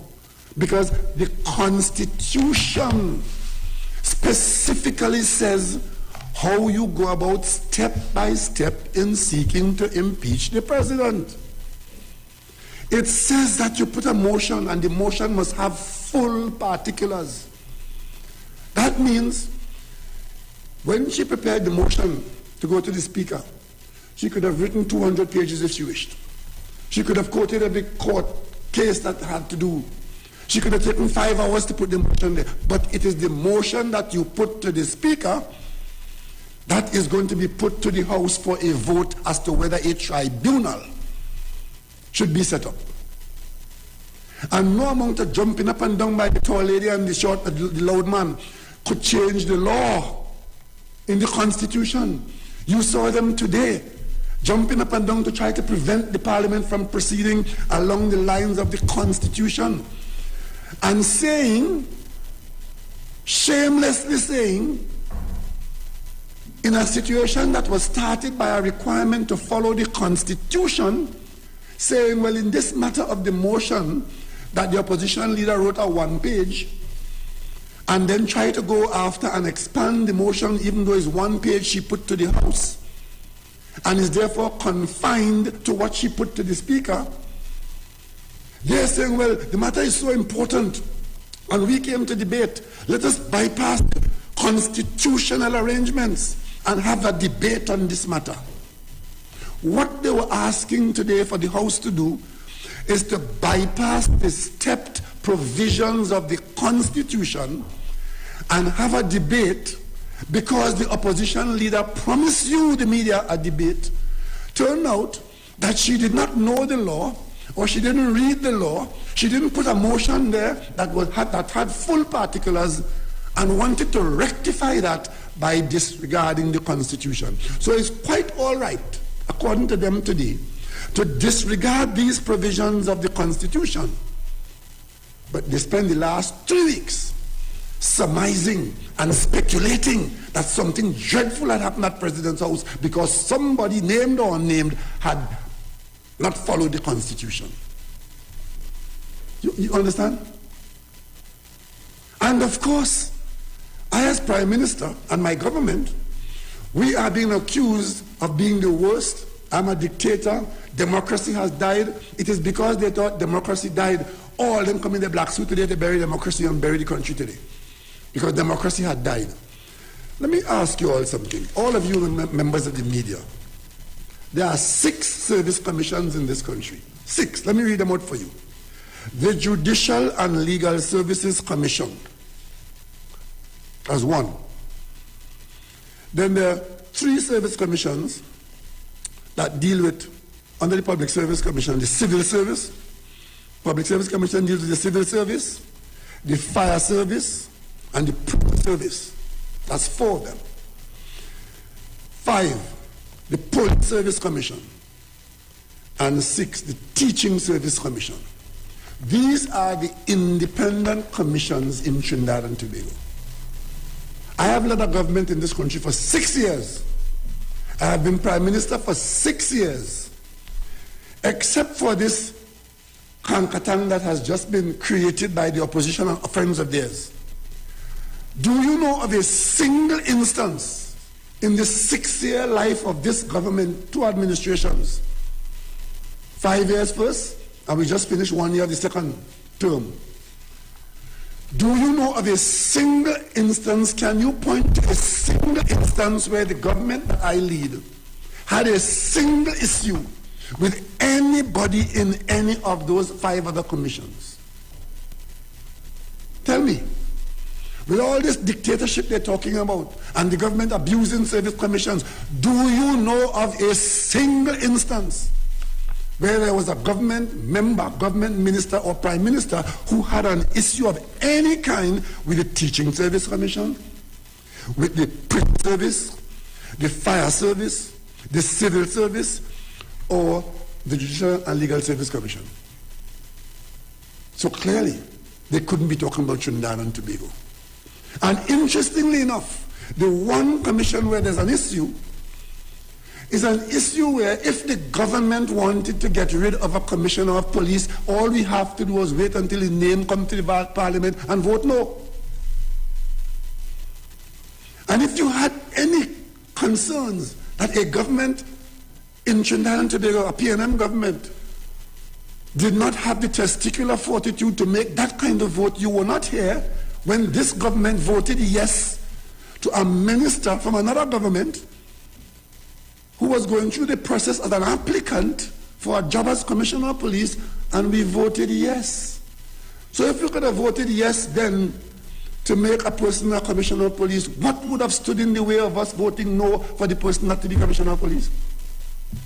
Why do you think we have to engage in some conspiratorial construct as they are trying to make you believe so as not to have somebody appointed? And of course, the reason why the opposition leader's motion was a bikini one-pager is because she had no facts to put before the speaker. What she had was accusation, not supported by any fact. Because when it was time to write to the speaker, you could say the president did this, the president did that. Where are the pages of evidence to support that allegation? There was none. And that is why the motion was so skimpy. And a skimpy motion going to the speaker is what the mover of the motion will be allowed to read as the motion. You will not be allowed to come there now and start to expand it.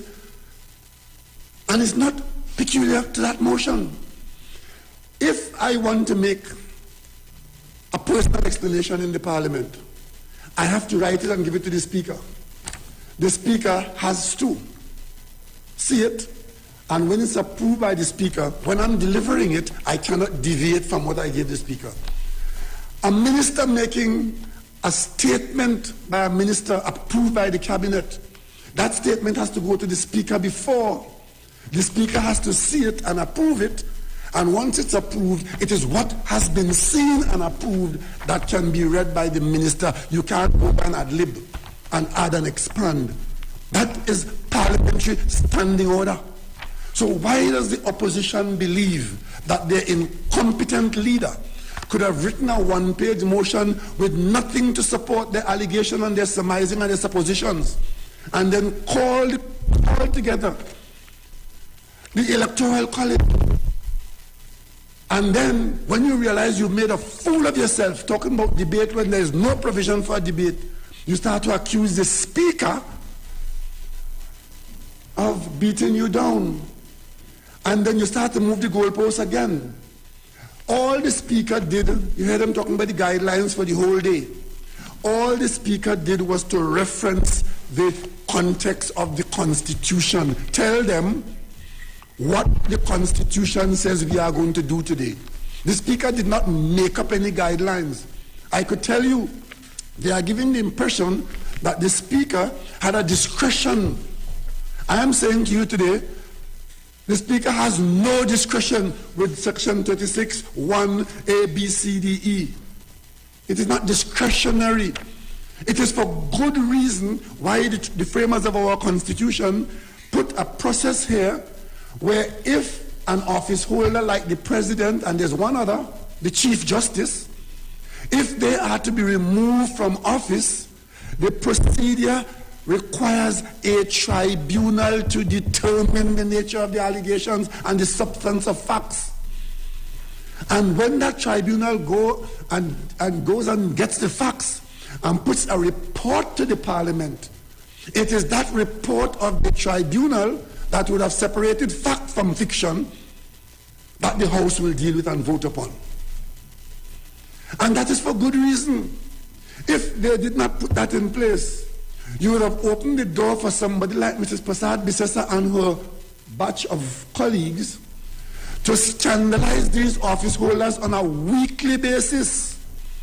Because it means every Friday one of them could have come and put a motion and accuse the President or the Chief Justice of something, and then have a debate on it, and it being a substantive motion according to them, They would have been scandalizing these offices on a daily, weekly basis. The founders of our Constitution protected us from the possibility of a Kamala Prasad Bisasa coming into office, and thank God they have done so, because look at what happened today. Look at what happened today.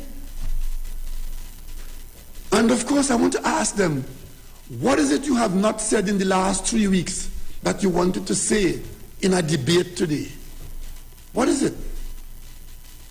I shudder to think that you would have had something else to say about the president, and you didn't say it, and you were waiting for the cover of Parliament to say it. That's a frightening development, you know. For 3 weeks you have been lambasting the president in the worst possible way, you and your proxies. But you wanted the cover of Parliament to say something more. Something more like what? We went through that with the Chief Justice, you know. The same set of people. They went as far as to try to rope me as Prime Minister in as a witness in the matter. Had I not been alert to their machinations, I could have found myself being roped into that matter, and it went on for about 3 months. It went to court for the court to rule. In the end, good sense prevailed. But they didn't, not say they didn't try. Come back with the same thing now. And as if there is no limit beneath which they will not sink. Look at their behavior today with respect to the naming and trying to shame Senator Sipasad. Look at that. Where did they ever get it from that we are not individually responsible for our individual conduct, and while we say we are our brother's keepers, it has nothing to do with being held accountable for your brother's behavior? So where did they get it from that the Speaker of the House, who by the office she holds is chairing the Electoral College, had the authority to deny a senator from participating in the Electoral College?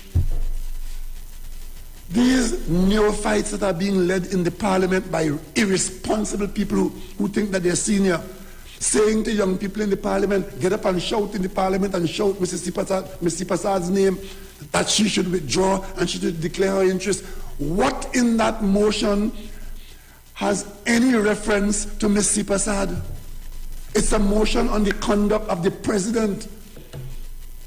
Where did Ms. Sipasad's name go inside there? Because you think that there's something that your sister has to answer for, which you have been beating for the last 3 or 4 weeks, and you cannot provide any substantial fact to bolster your motion. You come to the Parliament and disgrace the Parliament and attempt to disgrace a citizen who is doing public service at the appointment of the President of the Republic. And of course, hear the logic. The reason why they will vote no on the motion is because they were appointed by the President. So if being appointed by the President is reason for you to have to vote no, who appointed the opposition leader? Then she should be voting no too, because the President appointed her.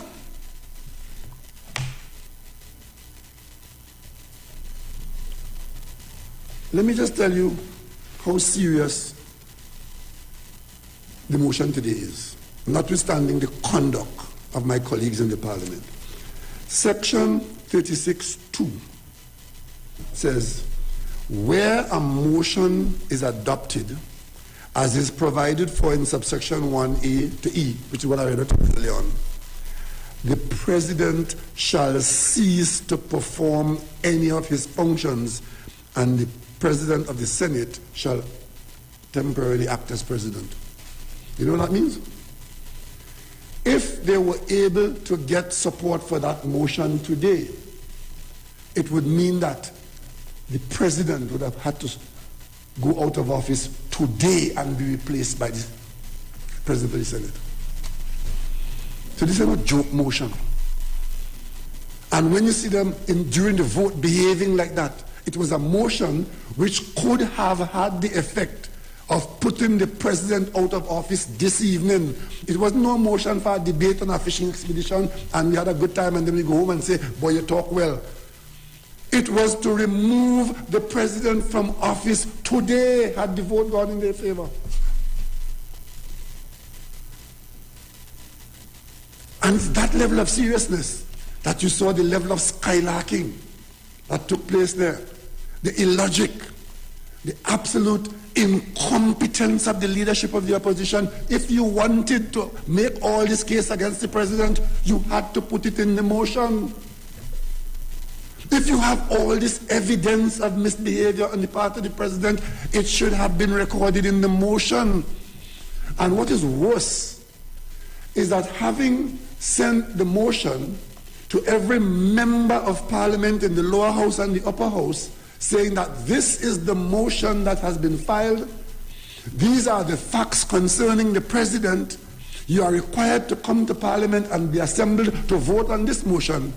You had opposition members inside there making a whole lot of fuss about they don't know what they're voting on. If you got a document from the parliament and you didn't read it, whose fault is that? If you did not become aware as to what the motion contains, whose fault is that?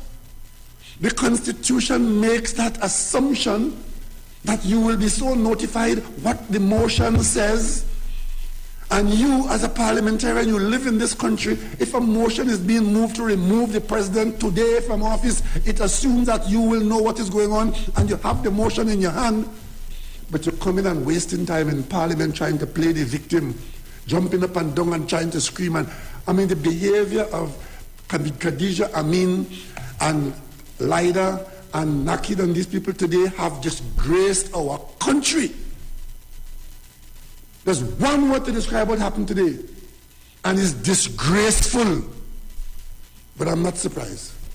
It is not the first time that this opposition leader, this person, has led people to disgrace this country.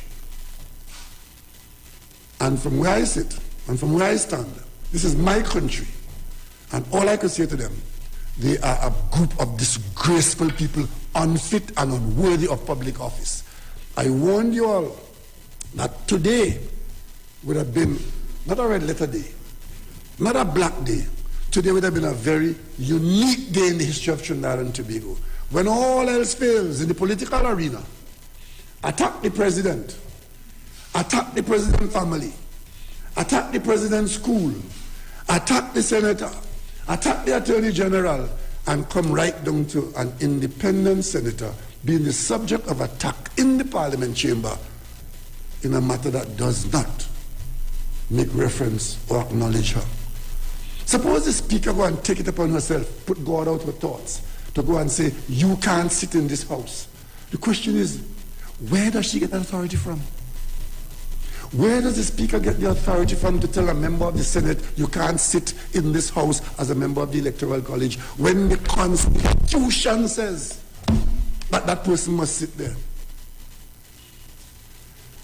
I don't want to say any more on this matter. As far as I'm concerned, this matter was a very, very unpleasant experience. Some people hoped that it would have resulted in resignations and collapse and whatever. I think it should really be an eye-opener for the people of Trinidad and Tobago, because we are the government and you see what the alternative is. If you have any questions, I'll take them now.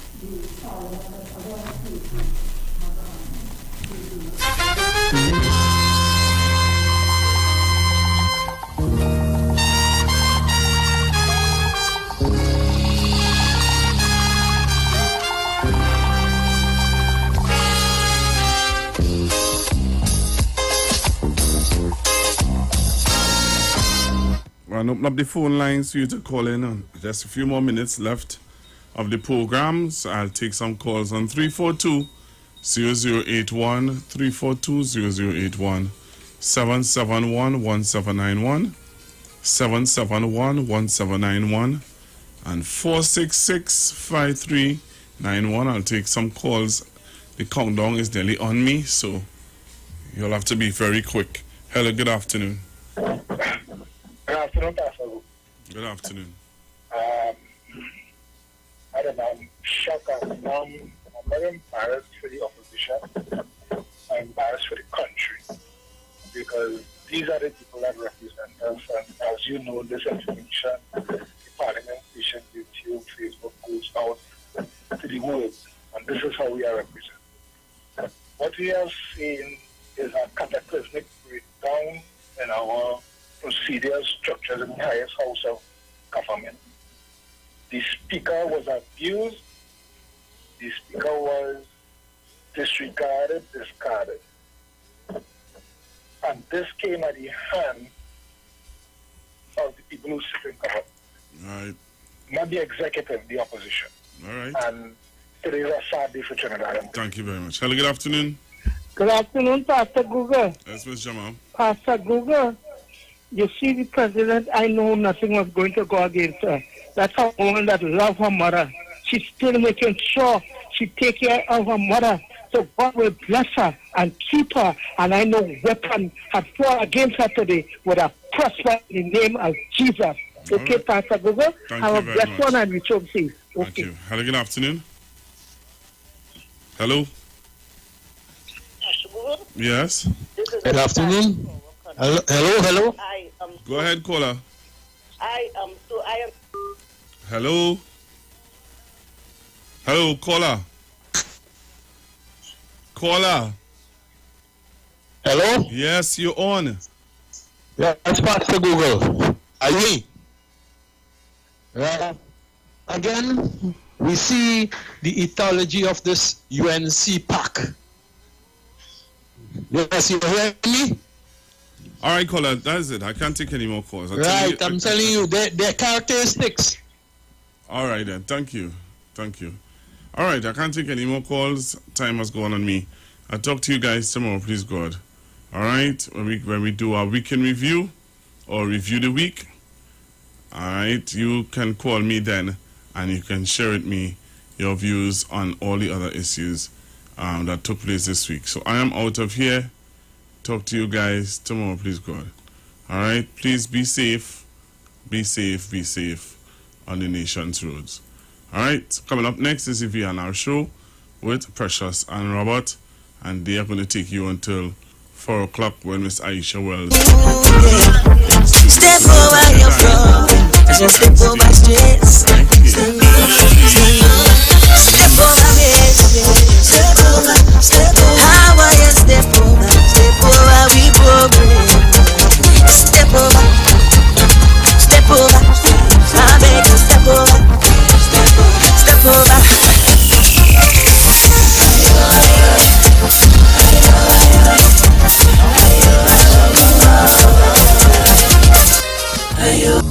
In short, this is what I have to say. Let us forget spites and grudges and concentrate. Come, let us sit and try to relate. Because now, more than ever, we must show discipline, tolerance, and production to build a strong and better nation. I say that is the main foundation. So come, let us work hand in hand, because this is our land. Come, my brother, come, my sister, and let us build a nation.